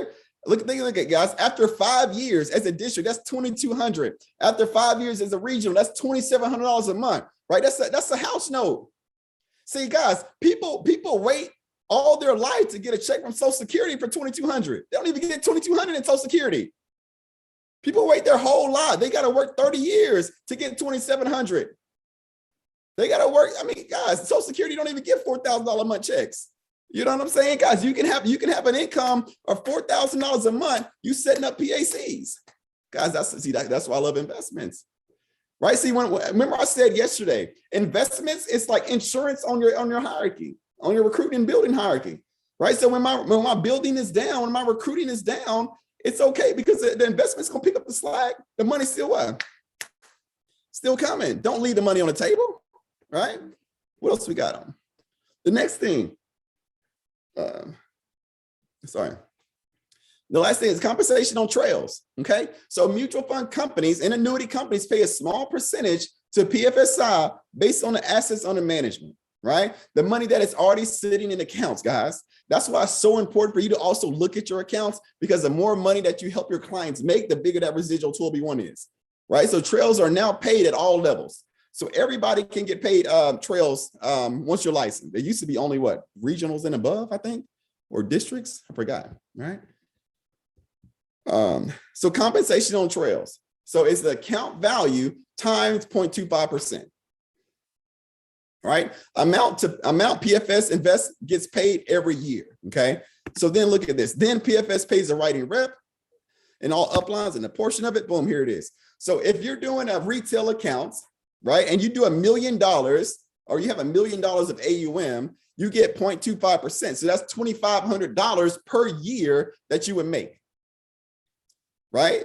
I'm sorry. That PFSI gets paid $2,500, right? Or $625 per quarter. That's what Primerica gets. But then now Primerica has to pay whom? Pay us. So now the writing rep, we got to get paid, okay? And we get paid what? Every quarter. Every quarter trails get paid, get sent to us, right? So if you have AUM, right, of $1 million, dealer reallowance is 625, right? So as a regional leader, percentage is that 38%, right? So now quarterly comp would be like $238. As an RVP, that's $356. The monthly equivalent is about $79 a month of that residual income off $1 million. So again, that doesn't really seem like a lot, but guys, we got to think bigger. We're supposed to be thinking like building a hierarchy, recruiting and developing people, right, guys? Once those assets starts to build us every month, that's guaranteed income, right? And the way I like to look at it, especially when it comes to investments, right? When somebody's looking at starting a business, right? They always don't let most people think about, hey, look, I want to start in real estate. I want to get rental property. Wouldn't y'all agree? But at the same time, I mean, I love real estate. I invest in real estate. However, I got to find a tenant. I got to pay a down payment. I got to do a credit check. Got to the bank. I mean, it's just a whole normal process. I would rather just set up somebody's investment account. You'll make more money on residual income on accounts from setting up investments than you do real estate income sometimes with no credit check. You just had to do a presentation and it's residual every month, right? So watch this. I should have had a slide on that. I was going to show y'all that. Dang it. That would have been some good stuff. So compensation on trails, right? It's not very exciting if you just have $1 million. But what if you have 2 million, 10 million, even 100 million? Then you have a business that pays you residual income, guys, right? So let's look at this. Right? So every time a client's money double, remember, the rule of 72 just don't work for as their client's money grows. It works for us as compensation, right? So if the client gets a 9% rate of return, that means that their money is doubling every 8 years, right? Remember, I kind of talked about that yesterday, right? That means that the rep trails would double every what? 8 years. Right. So just keep on, just by keeping their existing accounts. Just by keeping your clients, their existing clients happy and only adding enough investments to make up for any withdrawals. Guys, this is possible. Okay. So compensation on managed accounts. Okay. This is huge, guys. This is one thing that's going to be, I would say in 2022, that's going to change my entire business. I'm really going deep into my book of business that I have, and clients that can be converted to managed account. I will actually do that. And it's not just for the compensation, but guys, when you really start to understand, it's really better for the client. Yes, there's a fee, and we're always talking about, but we can overcome the fee. Okay. But guys, the money management, because think about this, guys, retail accounts are reactive. So if you see the market dip, you got to be reactive for that fund. See, a managed account, they're proactive on managing clients' money. Right? That's what I pointed. You're hiring a money manager, right? So guys, you guys got to make sure that you implement this license and really go after it. Check this out. Managed account commissions. Okay. It's account value. You can adjust. I'm not going to go in detail, but you can adjust your fee, your fee in managed accounts. But let's say you're at a 1.2% fee, the amount that PFS gets paid every year. Right? Again, percentage may vary. It can be variable, but for this case, we'll say 1.2 that the client's getting charged a fee. All right. PFSI then pays the rep and all uplines a portion of that money. Okay. So this is how that works. So example of $1 million of assets under management, a 1.2% fee, Primerica gets paid $1,200 a year. Okay. Or $100 a month. Because the good thing about managed accounts, you get paid monthly. Wake up money, paid monthly, not quarterly. Wake up money, paid monthly. Okay. So then PFSI then pays writing reps and all uplines a portion of the amount based on their level. So let's look at this, right? Every month you get paid with managed accounts. Oh, guys, you guys understand how important this is. Lord have mercy, right? So $1 million of AUM, dealer real allowance is $1,000 at a regional leader level. That's $420 a month. As an RVP level, that's $620 a month. Let's go back. See, when we were looking at dealer real allowances for we were looking at dealer real allowances for 12B1 fees, right? On $1 million as an RVP, that's $119 a month that you would get on $1 million. Y'all see that? But see, if you have a managed account, the same million, you get paid $620. That's like a 6x multiple. You get paid close to 5 to 6 times more on the same money.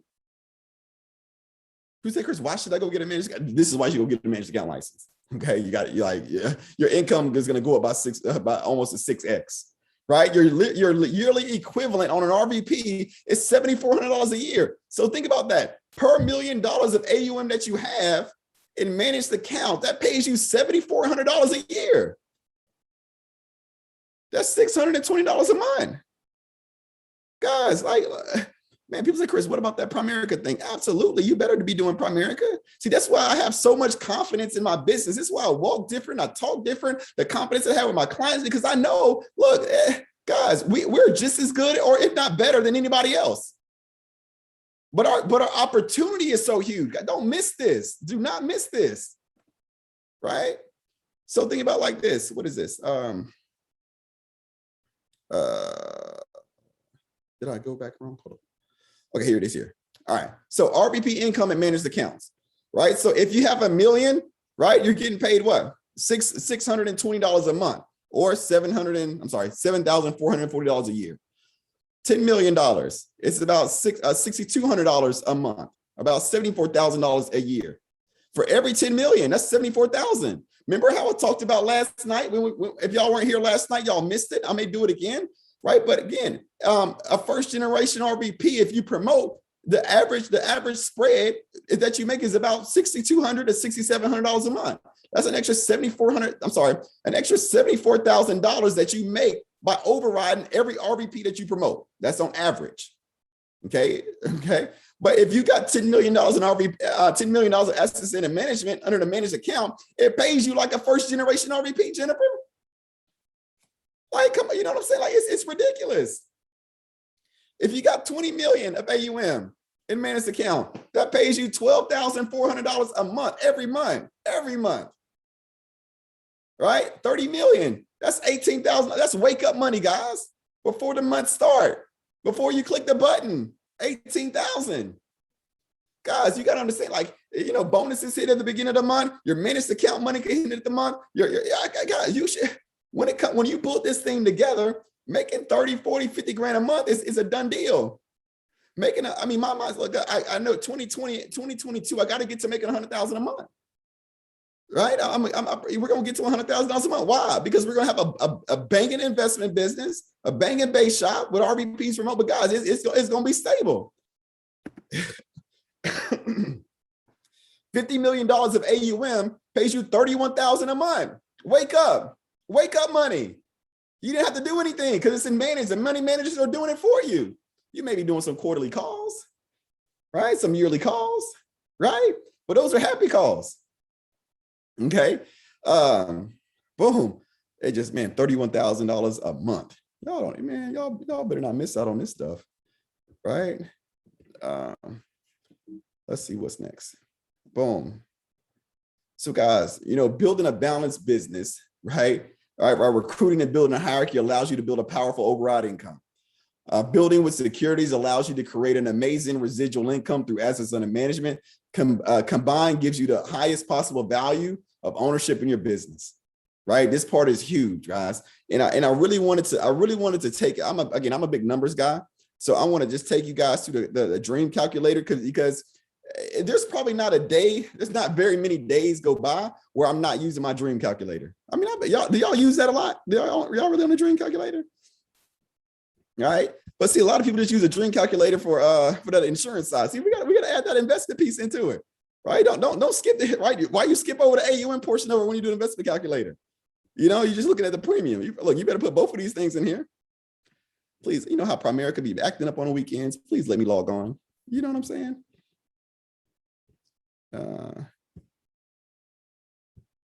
Hold on, guys. I did a quick quote. Go to dream calculator. All right, cool. All right, so let's look at it here, right? Let's go to our dream. And again, you got to understand that all this stuff is possible. All this stuff is possible because have y'all look at the leaderboard, right? People like, there's other people doing it. Let's go to the production leaderboard real quick, right? If we go to district leader, we'll go to last month. We'll go to North America. We'll go to total volume, right? Boom. The number one district, right, in the company did $1 million.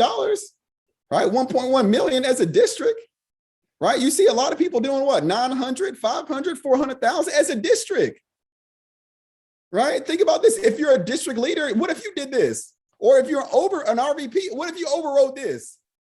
Right? Let's not leave no money on the table, right? I mean, look at the year to date though. As a district, the number one district in the company's already did 5.4 mil. Guys, so there's money out there. So you can't tell me. So this is what inspired me. Because I said, look, if somebody else can do it, that means what? I can. I know they're not that much better than me. They just got, you know, they just put in some work. I got to put in that sweat equity, right? Look at this. As a regional leader, year to date, securities volume. I mean, guys, 16 million as a regional, right? I mean, again, that's on 16 million. Boom, boom, boom. He still made 200 grand this year as a regional leader. Easy. Just investments, right? You got a lot of people. 100 people at least did 2 million this year. 2.8. That's ridiculous. That means that money is out there. The opportunity is there. Look at it from a regional vice president. This is what I get excited. Right? Yeah, I mean, guys, the number one Brian Collins, right? 55 million added this year. Guys, I mean, Think about how much income that's going to be, right? I mean, this is ridiculous. I got to get my name on a scoreboard though, huh? I can't show y'all a scoreboard and I can't be on it. That makes me upset. I gotta do some more work, right? I gotta do some more rollovers. We gotta work a little bit harder. You know what I'm saying? But like, guys, we in it, right? Let's go back to the let's go here. So if you're an RVP, because again, I just want to, y'all gotta have if you're not an RVP, your mindset's got to be, I gotta become an RVP. I'm not gonna talk about nothing else besides RVP, right? So boom, we'll say as an RVP, I'll keep it simple. I won't give you the Tanya Poe numbers. Tanya Poe, she's gonna tell me, Chris, you better be writing 10 and 15,000 personal. You about the base shop about to be 100 grand. Like, you know, she gonna work me, you know, but we're gonna say $5,000 personal. We're gonna say that, let's say that you do at a division spread, right? Let's do 15,000. So that means you're running a $20,000 base shop. Is that fair, Jennifer? Right? So think about this. So now you're gonna make $8,000 from your base shop, a $2,800 bonus, right? Because the 20%. But see, think about it, if you're an RVP, personal production, RVP in the game, you guys, your first goal is I have to get consistent doing at least $100,000 a month in investment volume, minimum. Like that should be your goal. Okay. You got to do 100. So that means that'll pay you an extra what? $2,400. All right. So that means let's take this down to zero. I won't even include this part. All right, boom. So that means, look at this, guys. That's $13,000. That's 13 grand. Okay. Oh, I'm sorry. I should have started here. I should have went here. Remember, I said, look, if you're an RVP, I'll even take this off, right? Let's say you're doing $5,000. Let's say you're running a $10,000 base shop, right? From your base, you're getting what? 5,300 RVP bonus. Right? Because maybe you're not recruiting 20 people, you're just doing 10%, right? Not doing 20 by 20, $700 bonus, but you're doing 100,000 in securities. Boom. You're making what? 100,000. God, 100,000 is cake. It's cake. It's done. Like you tripping over a ring. Like we can't even focus on a ring. A ring is like, guys, a ring is, you can get the ring. You see what I'm saying? Like the ring is a done deal. All you got is an RVP on an RVP contract. You got to help 5 clients personal, got 1 district leader or 3 district leaders that's doing 5,000. And you do $100,000 in investments? Come on, you at the ring, right? We should be printing rings, right? Boom, that's how you make 100,000, building a business, right? This is how you make 200 grand. You keep on doing your 5 grand, right? We went to what? We went to 15,000, right? Then you want to get to a place where if you're doing a $20,000 base shop, you should at least able to get $250,000 a month in investment volume. Remember this, guys, for every 50 life apps that's put into your base shop, there's at least $1 million of its securities.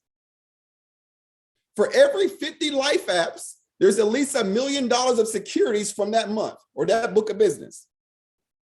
Okay, so if you're doing $250,000, right? Boom, you at 200,000. You AALC. People say, Chris, how I get to AALC? Okay, simple. Just do a 20 by 20 base shop. Do a 20 by 20 base shop, right?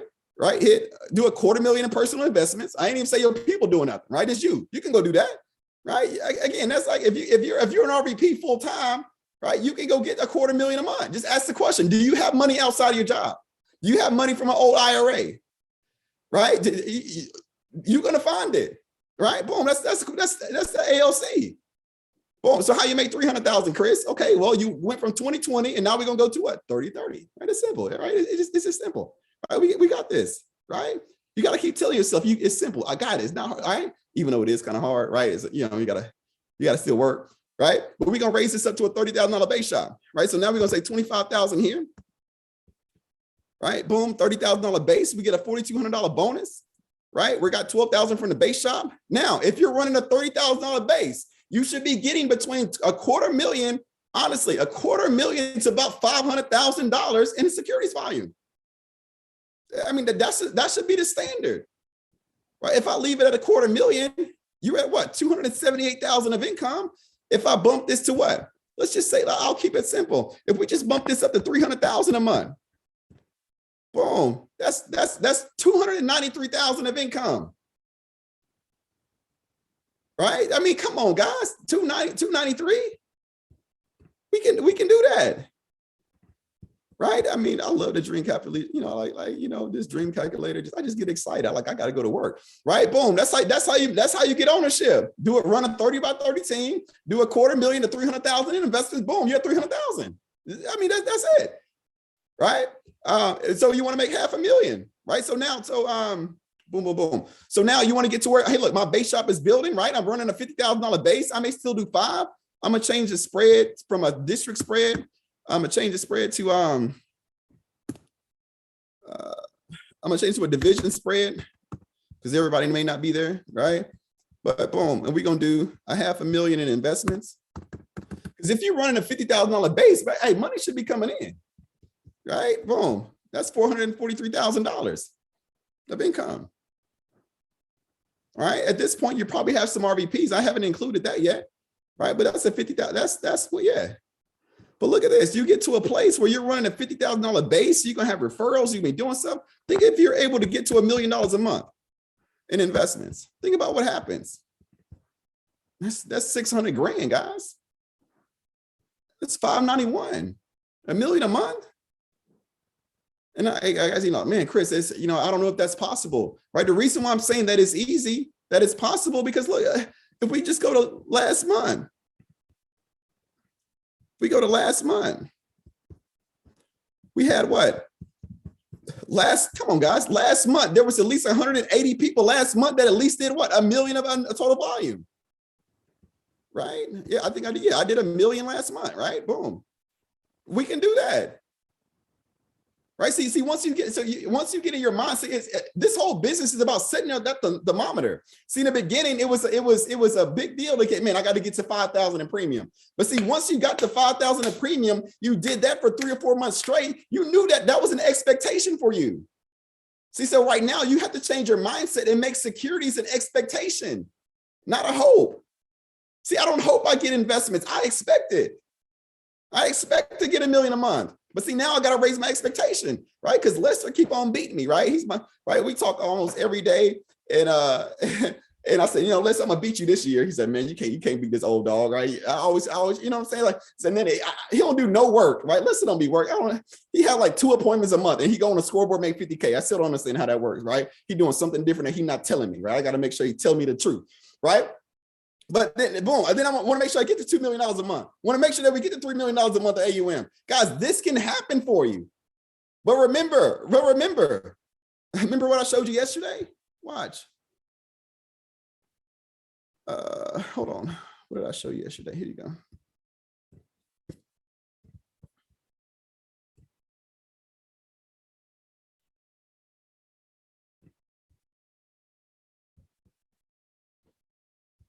Right? This is what I showed you yesterday, guys.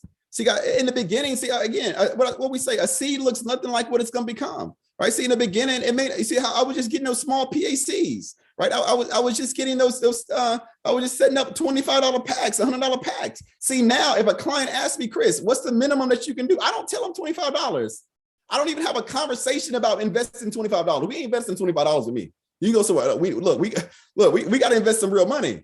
Right? Because again, if you tell a client, oh, what's the minimum? No. Do you want to have a minimum retirement? They're going to say what? No. Okay, we got to invest. Right? But see, again, it starts to build. But in the beginning, it wasn't automatic, guys. So give yourself some grace. Give yourself some grace to learn, right? To get out there and get to do the work. Right? But let's go back to this dream calculator. Right? I love this daggone thing. Right? Where's my dream calculator? Boom. All right. Right. And then you got to, and this is just what I just did this at RVP level. Guys, it's RVP making 500,000 RVP. I ain't talking about SPP, none of that. Right. But think about it, we got a vision. So this is where I'm shooting for. I'm sharing you guys my vision because maybe it helps some of you guys. Right. So boom, my vision be an SPP, right? In these next 12 months, be an SPP. Let's say you have a $70,000, 70% QBI.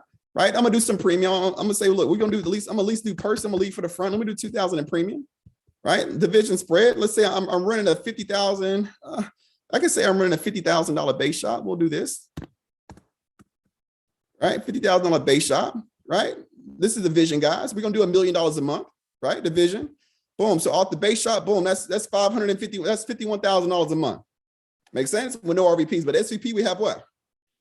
3 RVPs. So let's go ahead and add in the RVPs, right? The downline RVPs. Let's say at first, right? Let's say if I got 3 RVPs, my main push for my RVPs is look, let's get to 20 by 20.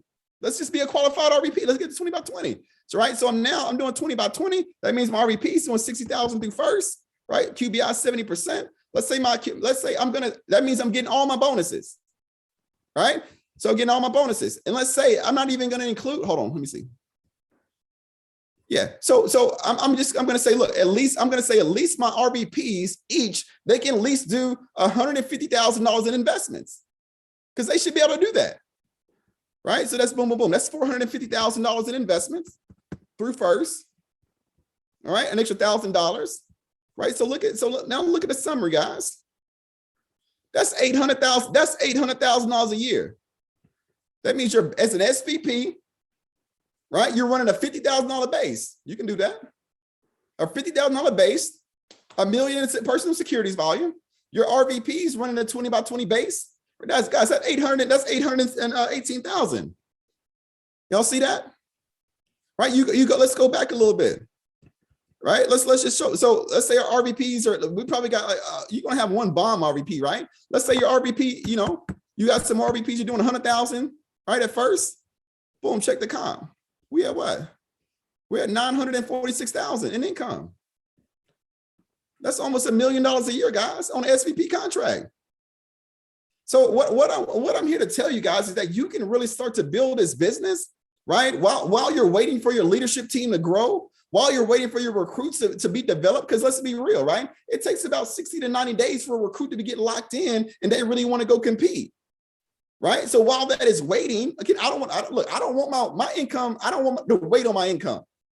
Right? While I'm building people and going through my people skill, that's coming. My recruiting is coming. My licensing is coming. Guys, that's always a consistent battle, right? You got to keep working on that. People get excited, people quit. People excited, people quit. However, when you have that insurance of your investment business, whenever you have that volatility, it's called a volatility buffer. Y'all heard that term, right? Investments is your volatility buffer to your business. Insert that thing. Let's make it happen, guys. So I just want to end there, guys, on this dream calculator, because I really see that we can do something special, that you guys can really see that you can make $100,000 a year. You can make $250,000 a year in this business, right? And you don't have to wait forever to do it, right? Teacher, all we're doing is doing the right thing for clients. We talk about buy term and invest the difference and just invest it. How are you going on an appointment and only doing insurance when we're saying we're buy term and what? Invest. Do the investment part. Do it at a high level. And you'll see what happens to your income. You'll see what happens to your hierarchy, your mindset, right? I mean, the other reason why I do investments is because now I can support better payroll. Now I can hire more people, right? Because my investment income or residual income can pay my payroll for my clientele. I'm sorry, not for my client, for my staff. So see, I understand for me, if I want to get to doing $2 million, $3 million, $5 million a month of investment volume, right? I want to get like the big boys, right? Look at this. If I want to get like, who is this? We'll go to year to date. All right. If I want to get like Brian Collins, like Gordy Bohanna, right? Howard Lashner's, if I want to elevate myself here, guys, they're not doing it by themselves. They have staff. They have teams. They have assistants, right? So again, so you're going to get to a point to where, look, I can't do investments at a high level and recruit, train, and develop people. That's a lot of work for one RVP.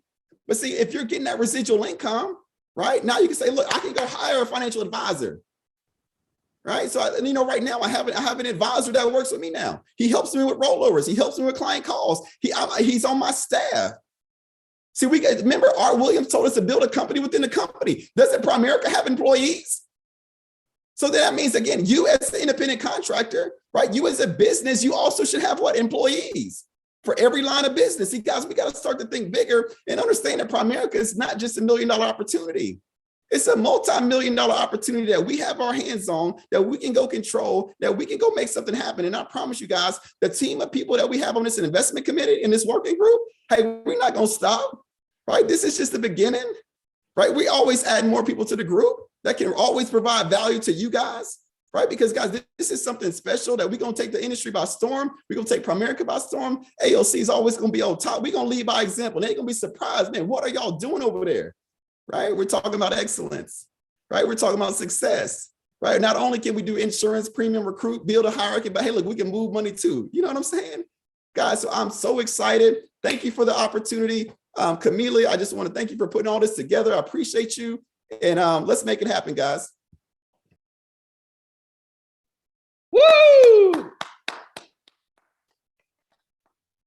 Sorry, I was muted. I was talking, trying to do stuff, and then muted at the same time. Sorry about that. All right. Okay, hold on. Because that was a lot. Let me just say this, family. First of all, I want to thank everybody that spoke today. What a blessing. Can I just be real? Primerica ain't paying them extra. Albert Dodd didn't get a penny extra to do what he did today. Jennifer McReynolds, Keith Chappelle, Chris, nobody got a penny extra. This was out of love. This was a love offering that happened for both days. So since you all have been blessed, now it's time for you to go out and bless others. That's how this thing works. That's how the AALC is set up. And we're about to go into a big holiday. Here's what I know, Keith, just from my perspective. I'm getting ready to go to my mother-in-law's house with the kids, my husband, aunties, uncles coming over. Everybody, there's going to be probably about 20 captured people in a house on Thursday. I wonder if somebody came over, spend an hour, Albert, it ain't got to be all day, spend an hour. First of all, you're going to eat good because you know they're going to offer you some food. And you're going to walk out the door with probably getting ready to the next time you talk to them, going to be moving some assets. You might even get a recruiter too. I don't know. That's right. That's right. I don't know. That's right.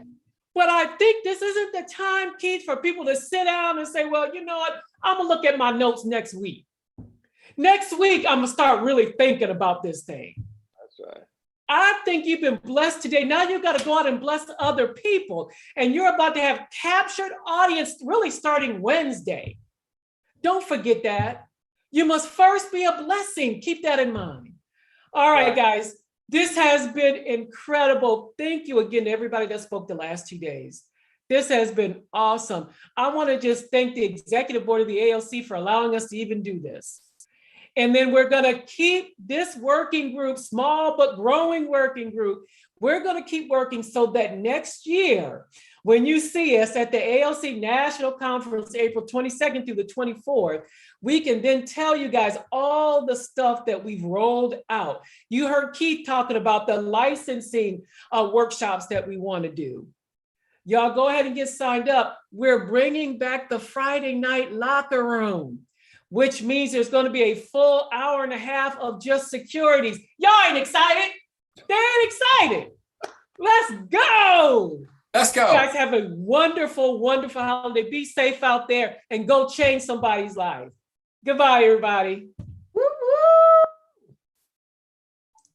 Wow.